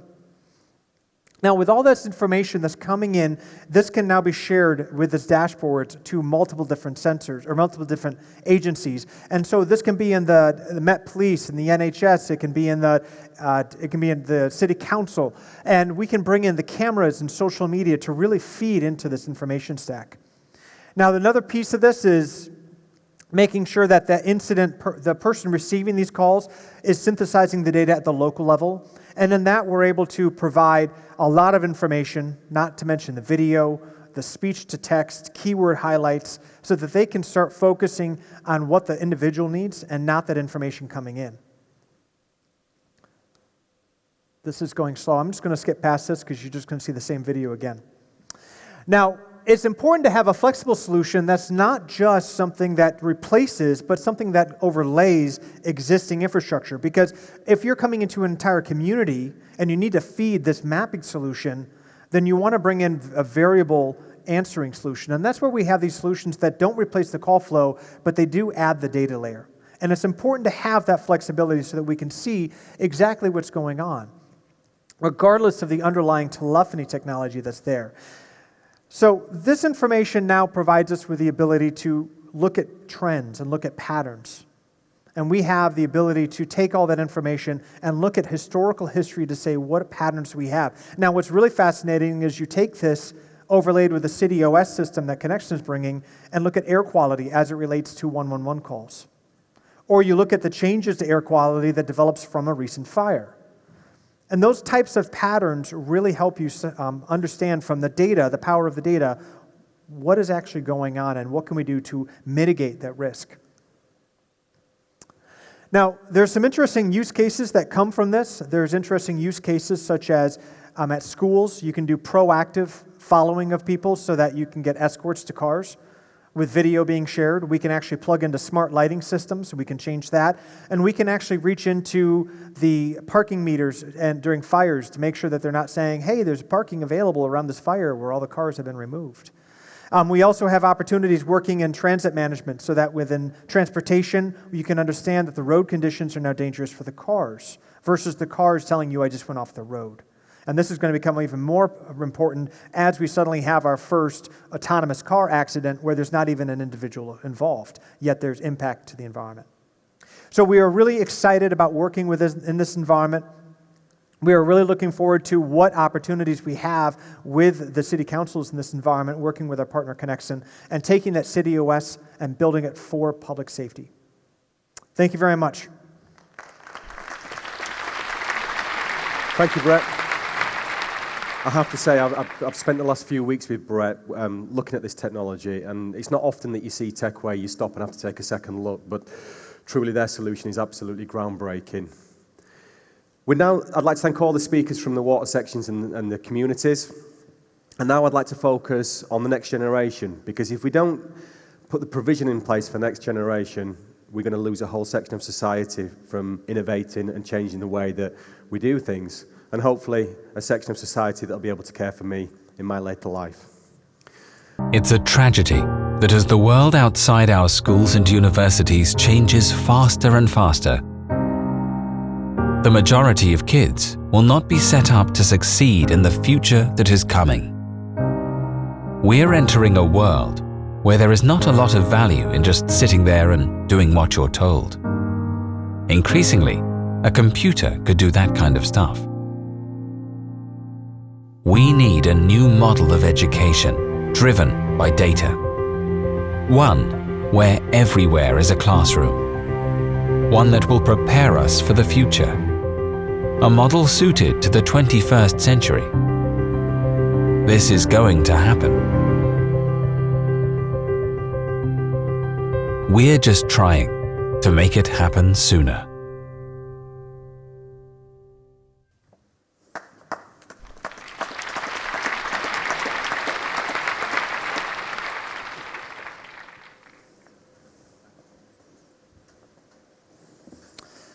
Yes, my video worked. Hi everyone, good evening. This year is all about the power of data. Sorry. Okay, we're missing a page there, sorry. Yeah, so this year is all about the power of data. In the next 15 to 20 minutes or so, we'd like to explore with you guys how we can utilize data to improve the way we teach, to improve the way we learn, but more importantly, how do we utilize data to improve the quality of life and the well-being for our students and pupils.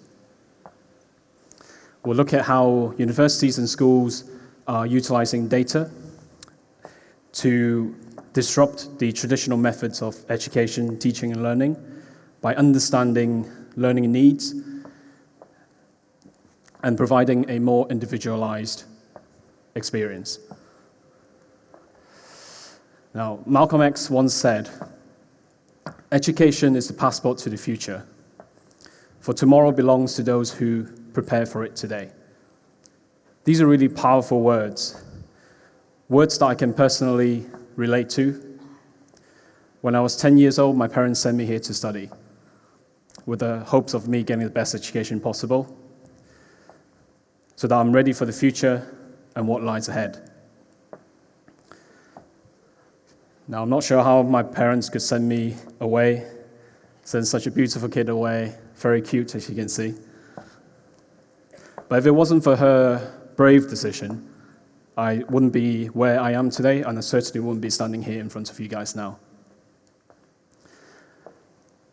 At Connexin, we are passionate about building and nurturing talent from a young age. Our CTO, for example, Will, is just 12 years old. I'm only joking. He's 22, a very, very talented individual, and you'll be seeing him later on the stage.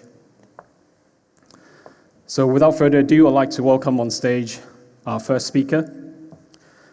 He's the Director of Operation for IT at Durham University, who we are working with to build smarter campuses for the future. Crispin, please pop in it.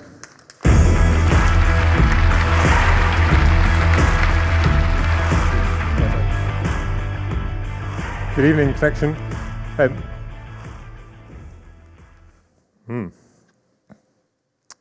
The times are changing, indeed they are. Let's go back to this one. We've got a beautiful picture of the university campus. There should be some text, but there isn't. You can see a castle up there. and the cathedral as part of our World Heritage Site up on the peninsula. There are not many places in the world where, as a student, you can live in a castle. It's one of our colleges, it's one of the places where students generally get to live, in the castle keep. We invest about £3 million a year in refurbishing some of our spaces. I can tell you that putting wireless internet into castle keeps is tricky. We're doing it because we're thinking about the next generation. We're proud of the differences at Durham University and the fact that we can offer so much more. We're growing by about 10% between now and 2027, and we're having to think very carefully about how we develop the campus for the future. The times are changing, someone said that. You might have heard of him, Bob Dunn. We're seeing a lot of convergence. In your pocket are technologies that previously you would have had 3 or 4 devices for, smartphones. You might be wearing a smartwatch. You might have brought with you a laptop or an iPad. Our students bring these all the time. We see them on our networks. There's expectations from the domestic sectors. What you can do at home, you want to be able to bring that into university and have the same experience. Wireless printers. We heard before from one of the other speakers, the ability to control your environment, to connect to Nest or another technology and have that personalized heating experience in your room. We're also having to think about the impact some of these devices coming onto our network has. We're building a next generation of utilities on campus, smart buildings, things that are monitoring CO2 levels and automatically opening the windows to vent the CO2 when it gets too high, so that our brightest minds are at their sharpest all of the time. And we're now connecting those smart buildings to create an intelligent campus using the data across the piece. And the reason that we're doing it is manifold. Part of it is about having a more resilient campus, so that when the digger goes through one of your fibre optic cables, your university network can stay up. When the weather turns and people can't get into campus, that we can continue to deliver education using technology in different ways. That when things don't work as they should, that we can signpost people to get help and support. And that we can share the university experience, such as the graduation ceremonies in the cathedral across campus, so that those people who can't normally make those get to see the product of what a university is all about. We're on a journey. Before 2018, when we were planning the refurbishment of the Kalman Learning Centre and putting this technology in, we were also thinking about where we wanted to be further down the road. How are we going to develop the next generation campus? We've been thinking about that by going back to some of the basics. If you understand the industrial past of County Durham, you might not be surprised that we've been mining, but we've been mining for data. We've been mining for data internally, and we've been benchmarking against our peers. What is the rest of the sector doing? But not just our sector. What's big business? What's industry doing? What can we learn from that? How can we feed that in? The image in the middle is an artist's impression of the next Centre for Teaching and Learning. It's just opened. And the document that's referenced to the right is an approach that we've been taking to understanding the digital journey of our staff and students for the future. So this is it. This is the Teaching and Learning building. It's the largest AV over IP installation in Europe using AMX's SVSI technology. It means that we can think about the teaching spaces that we need for today and have the confidence that we've got the flexibility inherent to have the teaching spaces of the future. SVSI is the stuff in the rack in the middle. It allows us to take something from the lecture theatre in the picture on the side and have that experience shared, not just across campus, but potentially with global learners all over the world.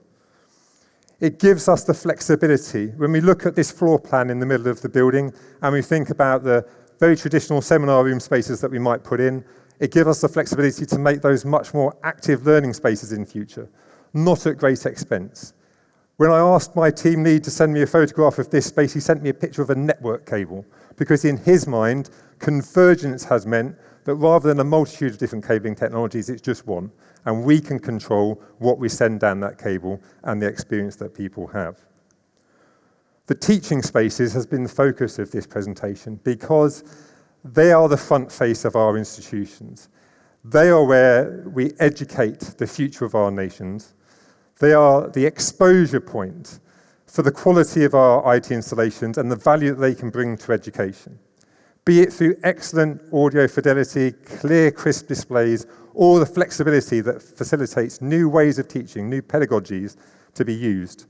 The teaching rooms and how we invest in them will be what universities are known for in the future. They're the platforms for our academic staff to become heroes, to develop their reputation and to build cases for promotion. But they're also the teaching and learning spaces where on campus, where the student experience is set. The future is a data-driven, intelligent campus. We've invested in 136 kilometers of single-mode, latest generation fiber optic cable across the network. We've been thinking about the requirements for agile space utilization to be able to justify why universities have odd space norms in comparison to the commercial sector.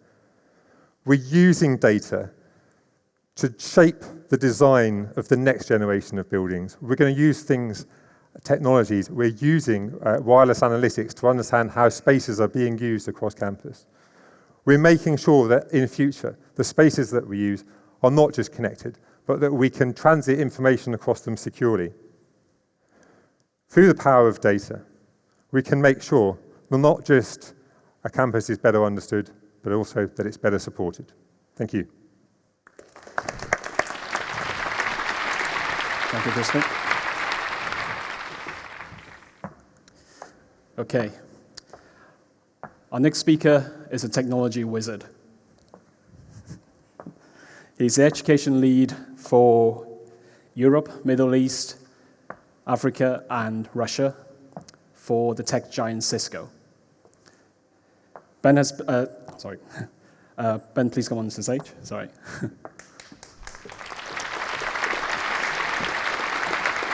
Ben, you've done a lot of work around the world, about applying technology and data into the education sector. It'd be great to hear from your side, what does it mean for, as smart education, or as you put it, the intuitive campus? I'll try. Firstly, it's lovely to be here. I'm not from Germany. I'm actually from Hull. So when Connexin asked me if I wanted to come and do a speech, I thought, I jumped at the opportunity. It's not often I get to have a 3-mile journey. So, great news. What the guys asked me to do was talk a little bit about the future of the university campus. Now, I've kind of put up here what some of the outcome was, and really it is about a data-driven environment, but looking at it from a human-centric perspective. Now, that's quite kind of difficult to absorb, and when the company, or Cisco, asked me, about 8-9 months ago, what is the future of university campuses, I had no idea. No idea at all. We have technology that can do everything. Weird and wonderful things. We've heard today about the sensors, the technology, the connectivity, this whole data reservoir we can do so many different things with. So I went to a group of universities across the world, so Curtin University in Perth, University of Singapore, a number of universities here in the UK, and asked the question, so what's your students' expectation of life on campus? They all looked at me. Nobody had the answer. Great question, no response. So what I thought I'd do is ask the students themselves, so what are your expectations of life on campus? And they came back with this. In fact, they came back with quite a few choice words about life on campus, and I didn't think it was right to kind of put it up here. But basically say life on campus needs to be like life off campus. Okay, so what does that mean? Well, it means this. They talked about the ability to delegate their lives to applications. They delegated their lives and added value from applications. So, for example, I think we saw the example earlier on from retail, is that they use Google Maps to get places. Yeah, we can't do that on campus. They were struggling. They can't get to class on time. In fact, if you look at some of the first-year students, we talk about 1 in 14 students quitting higher education in the first year. A lot of that is to do with their well-being, the ability to find the right space, the right resource. It's something that we have in our day-to-day lives off campus. We come on campus and we don't have it. Things like Airbnb, so the ability to find the right space. Now, in Cisco, we're very fortunate. We have what's called activity-based neighborhoods. These are dining chairs and dining tables that we can sit at. They're different environments for different activities. Again, sort of the number of the universities, they have rooms. We talk about space utilization in higher education. In fact, 80% of the space is underutilized. That's around £6 billion a year just the UK alone spends on underutilised space. So why haven't we got Airbnb-type services in our universities? We have the data, we have the connectivity, we have the resources, and it's that ability to offer it. So this kind of got me thinking about, okay, so what is the next evolution of the campus? We've talked about digital connectivity. We've talked about smart campuses. And it's not my phrase, it's a phrase that Coventry University students came up with. They talked about it being intuitive. It's a bit like an application. It offers value back. We've got the same with things like TripAdvisor. Again, the ability to know what we're doing, where we're going, it adds value to my day. And I say, unfortunately, I think that the universities that we'd been to hadn't gone out to their customers, to their students. And it is a piece of work that we're now working on. In fact, we're working with the University of Oxford around understanding this is a big piece of research around actually what it is to be a student and what expectation of life is on campus. We have the data, we have the connectivity. We really need to start to deliver on that kind of that human-centric piece. I think I've managed to wrap it up in 5 minutes, Alex, so we're good. So from a Cisco perspective, like you say, we have, and I think Marcus talked about the smart cities, the smart communities, and those sorts of things. Again, from a Cisco perspective, we do connect people, we do connect places, we do connect lives and ideas. For me, when we've spoken to the students at Coventry University and others, it was about taking all of that insight and that information and actually making it intuitive. So the ability to get to class on time, the ability to use wayfinding within the university so I can, if the lecture moves, rather than the post-it note on the door telling me that I've gone to a different room and I don't know where it is, it actually informs me on my mobile device. So that's me done, Alex. Thank you very much. Thank you, mate.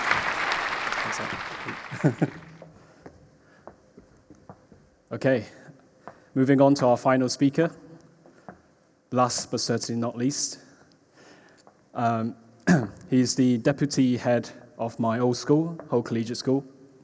Fakana and I, and actually Will, have all went to the same school together. Well, not together, but we have done a lot around implementing new technologies into the school so that it's ready for this future. And we also promote a lot of things around entrepreneurship through our annual Connexin £10 challenge. So Mr. Wyman, please come onto the stage.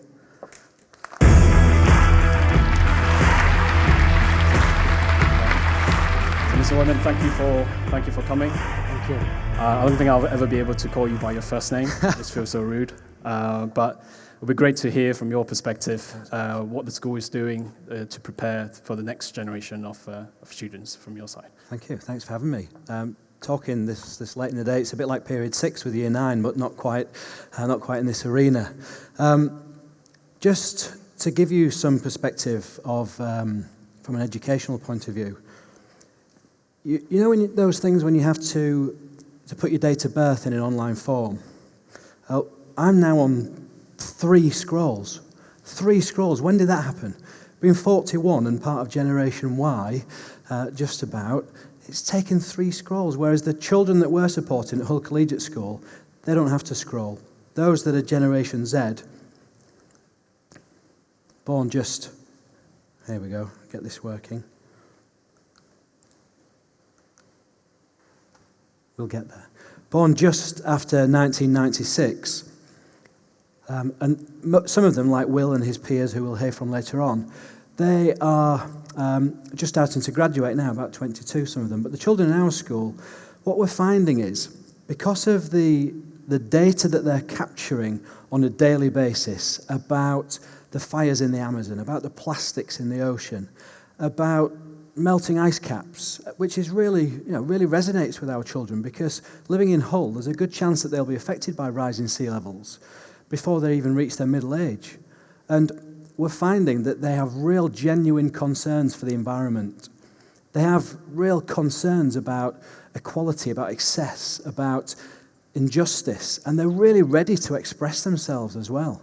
That's what we're finding from the data that they're just capturing quite casually. They've got some great role models as well, like Malala Yousafzai, for example. Here she is here meeting our children from Hull Collegiate. Look at Iona's face just behind her there, just bright with enthusiasm. And more recently, from Greta Thunberg, these kids are really leading the way. And our children really aspire to be the change that they want to see in the world. They firmly believe that together they will make the world a better place. And good for them. And this has an impact on our curriculum. Year 9 geography. This last couple of weeks we've been learning about development, and I shared with them a couple of statistics. One of them, that 25,000 young children under the age of 5, die every day in extreme poverty. That's a football stadium full. And 2,000 young children die of malaria every day, and that's preventable with insecticide-treated bed nets. Somebody pipes up in class, well, that's just not fair, is it, sir? No, it's not. And somebody else put their hand up. Sarah, I read on Instagram last night that the combined citizens of Europe and America this year spent over £30 billion on Valentine's Day. How's that fair? Okay, so what are you going to do about it? What are you going to do about that figure and about that injustice and that inequality? You guys express yourselves. What are you going to do? So you'll be pleased to know that we've collapsed the timetable in geography for Year 9 until February, and they're going to do something about it. They're going to launch a campaign. They're going to go viral. They're going to get James Charles involved. Ryan, the toy man, he's coming involved as well. Anne Libby Studios dancers, they're going to launch the platform as well. And they're going to actually do something about it. They've got until February. Who knows what they'll do with that money? They might need some support from councils. Perhaps we need to gamify it as well. Those people that are matching their Valentine's Day spend, they get a pink heart after their username on social media, perhaps. Councils can get competitive. After what we've learned tonight, let's gamify it. But they've been empowered, and they believe that they will do it. So watch this space. The Nobel Peace Prize might be coming to Hull in just a few years' time. What I'm trying to say is the data that they're capturing is really enhancing our learning environment. They're the ones that are making it such a brilliant experience in discussions and in the classroom. And that's coming from the young children that we have in front of us. I just cannot wait for class tomorrow. Sure, we collect data on a daily basis about performance in exams and about effort levels, but the data that we really need to know about is to what extent do our children have a sense of belonging? We know from emotional intelligence experts that if you don't have a sense of belonging to a family or a group, your IQ can fall by 25%. Your analytical reasoning skills can fall by 30% if you don't have that sense of belonging. That's what we would like to see. So the challenge to all the tech-savvy entrepreneurs today is capture data from young children, from communities, to the extent to which they have a sense of belonging. And let's see what we can do. So listening earlier on from Darren about Bridget, let's have a Bridget EI for emotional intelligence. Let's, on the fridge, how do you feel today? Let's find that out. And you speak about, are you lonely? Let's do that. And we would like your support because we're just Year 9 geographers. We're great at colouring maps in, but we're not good at saving the world yet. But thank you for your support.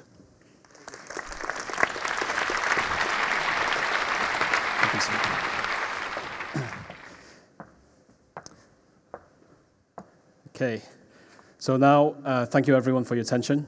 I'd now like to hand over the stage to my good friend, my colleague, our CTO, Will, who will be taking us through a live demo.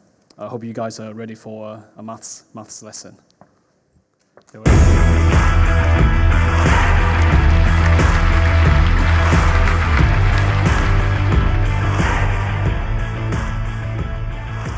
Thank you, Alex. Good evening. You excuse the minor change of scenery. We've got to move the dancers out of the way and move the live demo laptop into the middle of the stage. So just bear with us for a few minutes while we do that, please. I'm going to take you through a bit of a journey tonight. We're going to go under the hood in an IoT system and have a look at how things work rather than what the outcomes they can drive are. Have a look at how some of that works. And we're going to start with having a look at some of the physical hardware.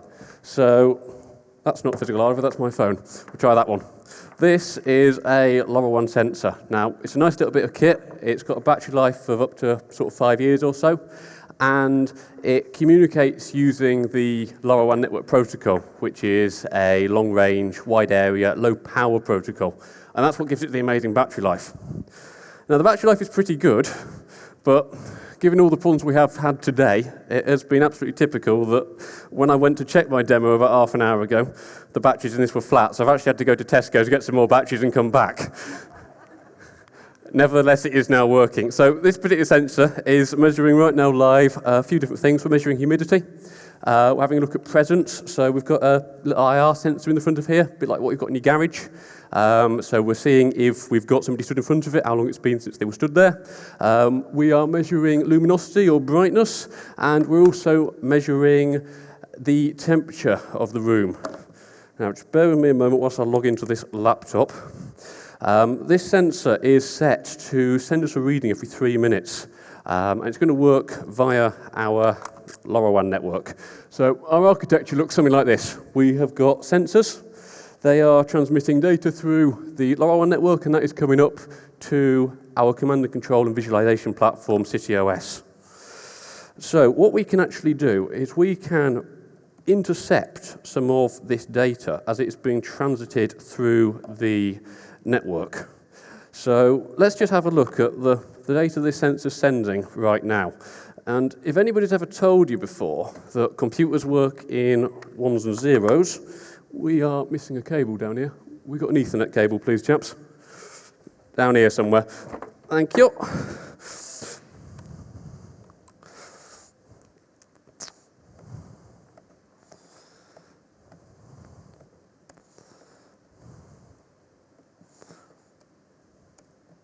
They say never do live demos. Here we go. Right, so if you've been told computers work in ones and zeros, it is entirely true. These are the ones and zeros that this sensor is transmitting right now. You can see the last reading was a few minutes ago, 2012. It's set to transmit every 3 minutes, so we'll do another reading in a second. Now, that's pretty difficult to read. It's even harder to understand. So we need to do something about making it a little bit easier to read and understand. So we'll just go back over to the PowerPoint and have a look at some of the techniques that we can use to make it a little bit easier. And what we want to do is we want to go from having zeros and ones to having something that's a bit easy to read. So we're going to do that with a binary coding scheme called hexadecimal. Maths was warned. So what we're going to do is we're going to say that 4 ones and zeros can be represented by a number. So we're going to let 0001 be represented by the number 1. And we're going to let 0010 be represented by the number 2, 00113, 01004, so on and so forth, all the way up to 9. And then we've still got a few permutations of ones and zeros left that we haven't covered yet. So we're going to finish with the numbers, and we're going to move on to using letters. So we'll allow A, B, C, D, E, and F to represent the numbers all the way up to the final combination 1111. So using that, if we go back and have a look at our live data, and we, rather than looking at this in binary, we have a look at hex, we can do that. And that's a little bit easier to read, but it's still quite difficult to understand. So let's go back over to the PowerPoint. Let's have a look at what we can do to take our data, which looks something like that, and convert it into something a bit more like that, something that's easy for us as human beings to understand. This is the mathematical bit. So what we're going to do is we're going to say that all of our hexadecimal, if we've got a 1 in hexadecimal, well, that's going to be 1 in decimal. 2, 2, 3, 3, all the way up to 9. With me so far. Then we're going to go A, B, C, D, E, and F, and we're just going to simply keep counting. So A is 10, B is 11, C is 12, so on and so forth, all the way up to F and 15. That's the first bit. Here's the next bit. We've got a number, something like this, 981 alpha, 981A. How do we translate that? Well, we know that A is 10, we know that 1's 1, 8's 8, and 9's 9, but we've got 4 digits, so what do we do? Well, in normal maths, if we're counting, we go something like this, 1, 2, 3, 4, 5, 6, 7, 8, 9, and then we go, well, I've run out of numbers, I'll save a 1 over here somewhere, I'll start again, 10, 11, 12, 13, 14, 15, etc., etc. And then when we get to 20, we simply go, I've got a 1 over here already, we'll go 21, 22, 23, 24. So let's do the same thing in hexadecimal. We go 1, 2, 3, 4, 5, 6, 7, 8, 9, 10, B, C, D, E, F. And then we save a 1 over here and we keep counting. And we go 1, 0, 1, 1, 1, 2, 1, 3, 1, 4, 1, 5, 1, 6, 1, 7, 1, 8, 19, 1A, 1B, 1C, 1D, 1E, 1F, and then we get to 20. So essentially what we're saying is that 10 in hexadecimal means 1 lots of 16 plus 0 lots of 1s, and 20 means 2 lots of 16s plus 0 lots of 1s. So let's just number these columns quickly. 0, 1, 2, 3. First column, we have got 1 lot of 16, sorry, not 1 lot of 16, 10 lots of 16 to the power 0, so 10 lots of 1. Then we've got 1 lot of 16, then we've got 2 lots of 16 in the third column, and then in the final column, we've got 9 lots of 16 lots of 16. If we add that all together, which I'm sure we can all do on our heads, we get 38,938. Long story short, put it through a computer, it'll do it for you. But we can convert from 981 alpha to 38,938. So that's the first thing. Second thing, bit of ancient Hebrew for you. So, we're going to talk about endiness. Endiness is the order in which we put things. We've got 100, hello, Connexin live. That's known as big endiness. There's an alternative scheme. It's known as little endiness. It's a bit like ancient Hebrew. You read things the other way round. Rather than reading it from left to right, you read it from right to left. So 100 becomes 001, hello, Connexin live, live, Connexin, hello. Those are our two techniques. Let's go back over to the laptop, have a look at doing a little bit of live decoding. If I take the latest packet that was received from my sensor here, and I just open it up, we can have a look at the individual parts. So we're starting off with this, 00. This tells me it's an update packet. So an update packet is this sensor sending me some data. Next thing, 0B. Good God, we all know our hexadecimal decoding, 0B, that means 11. That tells me that this string is 11 words long. Now a word is 2 of these digits, and if you count those there are exactly 11 of them. So far so good. Let's have a look at some of the actual data. 007 alpha 08. Well, 00, that tells me that it's a temperature reading. It's 2 bytes or 2 words long. And then if I put those bytes in order, I've got 7 alpha 08. Well, that's equal to 31,240. I don't think that's the temperature in here. But if we convert that from big endian to little endian, then we get 2,170. Still not quite right, but if we divide that by 100, then we end up with 21.7 degrees, which is reasonably accurately the current temperature. And we keep going. We've got 046b. 04 tells me that it's a humidity reading. It's 1 word long. And 6b, well, in binary, that's 107. But again, divide it by 2 to get a reading for the current relative humidity, 53.5 degrees. And we can do the same thing for our presence and our brightness. Brightness there and presence there. So that's pretty cool. But what can we do with it? Well, let's go back to the PowerPoint. Perhaps we could do this. I'll put it through this equation, because we all love maths. This is the equation for dew point. Now, dew point is the temperature at which moisture in air will start to condensate. So if we've got a room that's at 20 degrees and the dew point is 15 degrees, if the air meets a cold surface, a window or cold water pipe, something like that, then it will condensate if it's cooled below 15 degrees. So dew point is quite useful for looking at a property and determining if there's a risk of damp. Now I can do that in my head. Not really.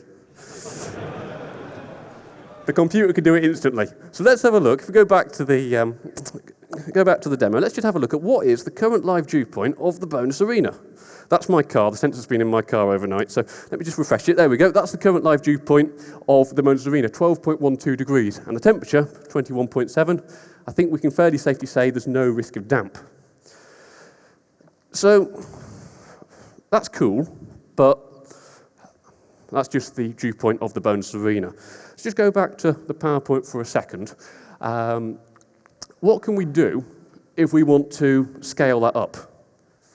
So let's just pretend for a minute that I am, and I got told I'm not allowed to say property tycoon, so I'm going to say that I'm a landlord, because apparently property tycoon is an Americanism. So I'm a property landlord, and I've got a range of properties. Well, what if I wanted to monitor those properties proactively and determine which ones have got a risk of damp and which ones haven't? Well, if I was to install these sensors in those properties, I'd be able to identify where the temperature is close to the dew point and where there's a risk of damp. So what I've done is, in my theoretical property empire, because, of course, unfortunately, I don't actually have one, I've built up a dashboard. So let's just go and have a look at that dashboard now. And if I just refresh this page,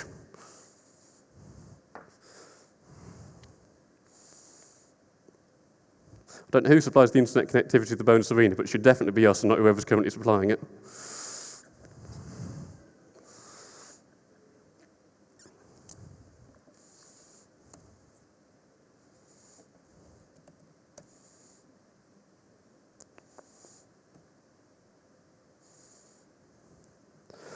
Just try closing it down and starting it up again.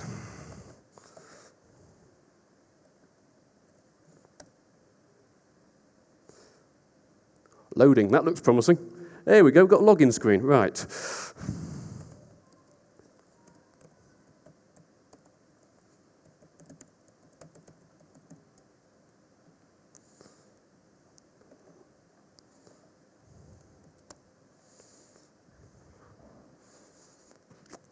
Bonus Arena definitely needs some faster internet connectivity.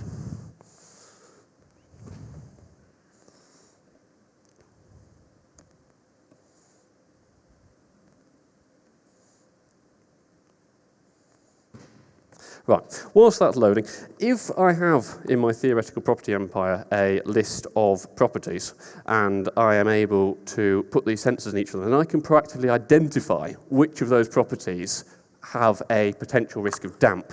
So by looking at that, if I can take of my, say, 100 properties and identify 10% of those properties that have got risk of damp, I can concentrate my resources on those 10% of properties. And that means that those properties are better served, my resource is looked after better, and that allows me as a landlord to concentrate my energy and my expertise on the 10% of properties that I've got a problem with. And that is just one example of the power of data. We'll see if this dashboard does load, but if it doesn't, we're not going to worry about it. Where by taking a relatively simple sensor such as this and installing it in properties, I can increase my efficiency and reduce my overheads. And that is really what I wanted to share with you tonight is how can we take something like this and how can we use it in order to enhance not only the data but the power of that data, essentially for the greater good. Very sorry that this hasn't worked, but that is the way of these live demos. Thank you very much for listening, and I hope everyone has a great evening.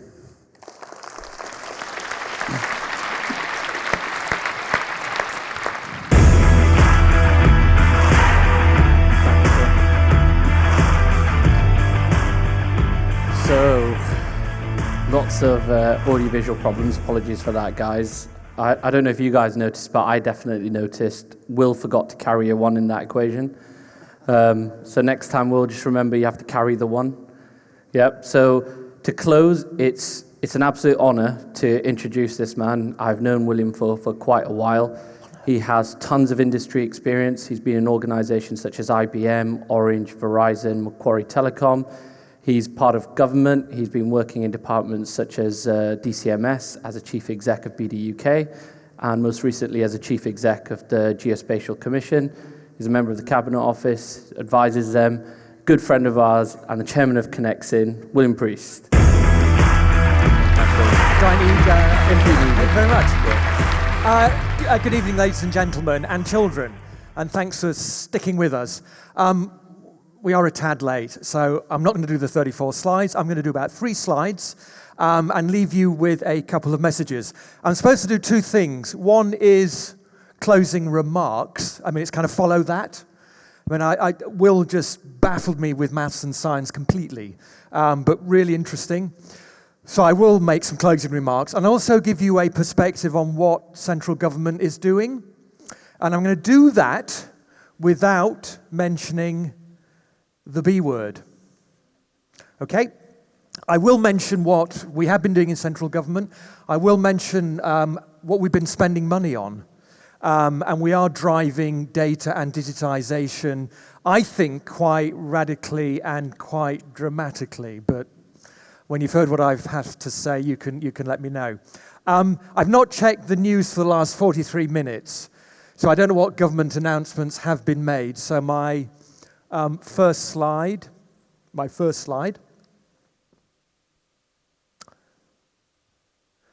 second slide will have some numbers on, and I think if you've been watching the news in the last couple of days, government has been announcing a number of major and significant investments in infrastructure, in data and connectivity. And I've had the pleasure and privilege, as Furkan has said, to be involved with a number of those programs and initiatives.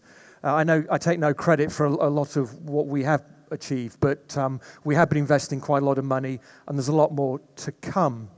I think if there's one sort of key takeaway message from this evening from me, is that what we are doing with you in this room and beyond is seeking to build a smarter nation and a smarter government. And I'm kind of doing the latter bit. But we are aiming to build a smarter nation. And I've just been blown away by the 25 use cases, exemplars, and initiatives that we've all heard about from, I was taking notes. So from Bridget, I'm going to follow up on Bridget. It's great. Leakage prevention, we lose 25% of our water. So we will have a day of no water. I mean, scary coming in London if that's true, but it is a reality and it is a fact. Data is the new oil. I talk about Industrial Revolution 4.0. We're in a revolution, and data and digital is at the heart of it. So we are building a smart government and a smart nation, and we are investing in that. I won't ask for a show of hands, but where do you think the UK lies in terms of digital leadership globally? It may depend on how your broadband is, but we are actually in the top 4 globally. And that's not bad considering the legacy IT and systems we have to contend with. You know, we're a pretty old country. We started the first industrial revolution 250 years ago. So we're in the top 4. Number 1 is Estonia. All the breakaway USSR nations are in the top 3, 4, or 5 because they had to create a new digital economy from scratch. But we're investing heavily in building both a smart government and a smart nation. And what are we doing to do that? Let me just see if I've got... that slide didn't come across. No, okay. I'm going to therefore ad lib in terms of what we are doing, and then I'll come on to a couple of other initiatives. So the NPIF is a fund that is spending 37 billion in terms of infrastructure, data, and digital across the UK. And in the last 2 years, I had the great privilege to spend 3 billion of that in terms of 5G, in terms of smarter nation and smarter government. So faster broadband, faster 5G, and faster gigabit speeds is part of the National Productivity Investment Fund. Again, I won't ask for a show of hands. Our national debt is about 83% of our gross domestic product. Our gross domestic product is 2 trillion. So our debt is 1.7 trillion pounds. The debt on that is 50 billion. So what we're trying to do is invest in technology, data, and infrastructure to bring down that debt. Because if we could spend 50 billion on new hospitals, on new schools, wouldn't that be a good thing? So government is investing through the NPIF 37 billion currently to drive down the debt within the UK. That I think is really interesting. As part of that, we're investing about 1 billion in 5G. Government announced yesterday 5 billion more in full broadband and 5G to the rural areas. So anybody who lives outside Hull, we're going to spend a lot more money in terms of broadband, both super fast and gigabit speeds in the next 5 years. Boris Johnson, the current Prime Minister, wants to achieve full fibre broadband by 2025. The target was about 2033, so we're accelerating the enhancement of broadband speeds as we speak. Now that's important to everything you've just heard, because without that connectivity network, the applications that sit on top won't work and won't connect all of us together. So the broadband speeds are really, really important. So that's just some of the things we're doing. We're also doing in government, we're writing as we speak, a digital plan. So a single plan that will bring all of the different component pieces together in a single data and digital plan. We're also advertising for the government's first ever Chief Digital Officer. So if you want to apply now. You'll be managing 17,000 data and digital professionals. It's a pretty big job. And the job there will be to bring all of the different component pieces of data and digitization together. And that's going to be a really, really exciting job. What else are we doing? So that connectivity is really important. And what that will lead to is two different things.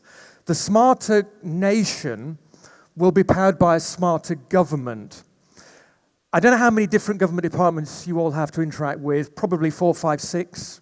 You know, you pay your tax, you go see the NHS. Those all have different data sets and different information sets that describe each and every one of us. We're trying to harmonize those. So that's part of the bringing together of the different data through the connectivity platforms and taking away the silos between the different government departments. We've heard a little bit about the environment. DEFRA is investing in a 25-year environmental management plan. That's never happened before. So Michael Gove, before he moved to the Cabinet Office, signed off a 25-year plan underpinned by the first ever environmental land management system. So data sets now are underpinning the way we view agriculture and the environment. So not only can we tackle water leakage, but we can tackle flooding. We also have flooding, as we've seen from the last couple of days. So we've now got a coherent environmental plan being driven by DEFRA. Another major challenge, I don't think it's on the slide, there it is, the last bullet point. Another major challenge that we focus on in government is building 300,000 new houses per annum. We're up at about 200,000. And I think we saw some stats on population growth. The UK population has gone from 50 million when I was born to 65 million now, and it'll be 75 million within the next 10 years. We need more housing. That is going to be driven by data and the combination of different data and digital sets. So those are just 4 or 5 of some of the major initiatives that government is focused on that is now being funded through not only the NPIF that I mentioned earlier, but some of the recent announcements government has made. And I would like to think that whatever shade of colour of government is in, that all of those would continue to be invested in, and that data will continue to be invested in as the new oil, as we heard earlier. So finally, we've heard a little bit about smart cities. I mean, I tend to talk about smart communities, and I've been on platforms with speakers from Vietnam through to Estonia, through to Finland and the Nordics, who are investing hugely in smart communities and smart cities. We're doing the same as you heard from Andy. And it's great being part of Hull here today as we begin to hear more about some of the initiatives that will start coming out of Hull. Hull is not the only one, but Hull is certainly the leader, I think, in terms of smart cities around the UK. And that will all be underpinned by both the investments in data connectivity and the smarter applications that some of the speakers have talked about earlier today. So it's great to be part of that. So I wanted to give Furkan the last word. We're a little bit over time. Thanks for staying with us. And hopefully we'll be back here next year where you can hear more about the Connexin story. Yeah, well, I'll keep the last words really brief. I'll take that off you, William. Just wanted to say thank you all for being patient with the IT issues. It's ironic with us being an IT leading company. That's how it happens. But thank you for your patience. It's been an amazing year for us. We're really grateful for you being here supporting us. Anyone who knows me knows I'm a risk taker, so I'm going to take one final risk tonight and say, cue the closing video. There you go. Thank you.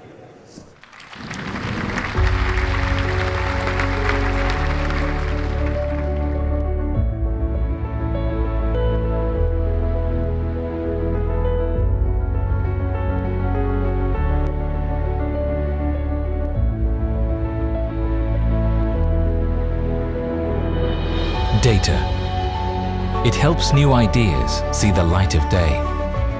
Ideas that have never existed before. Ideas that will make our world better. Ideas we didn't know we needed.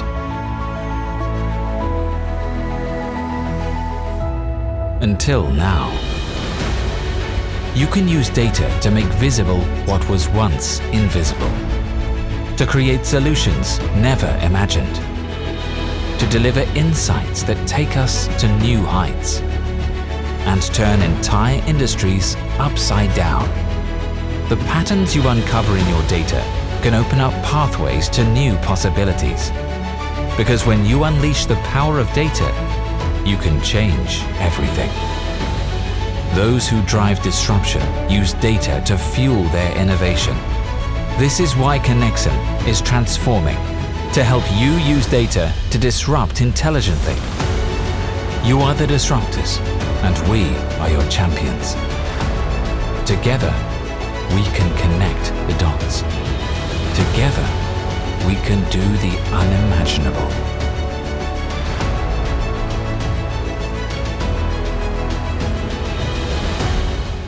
That's the power of data.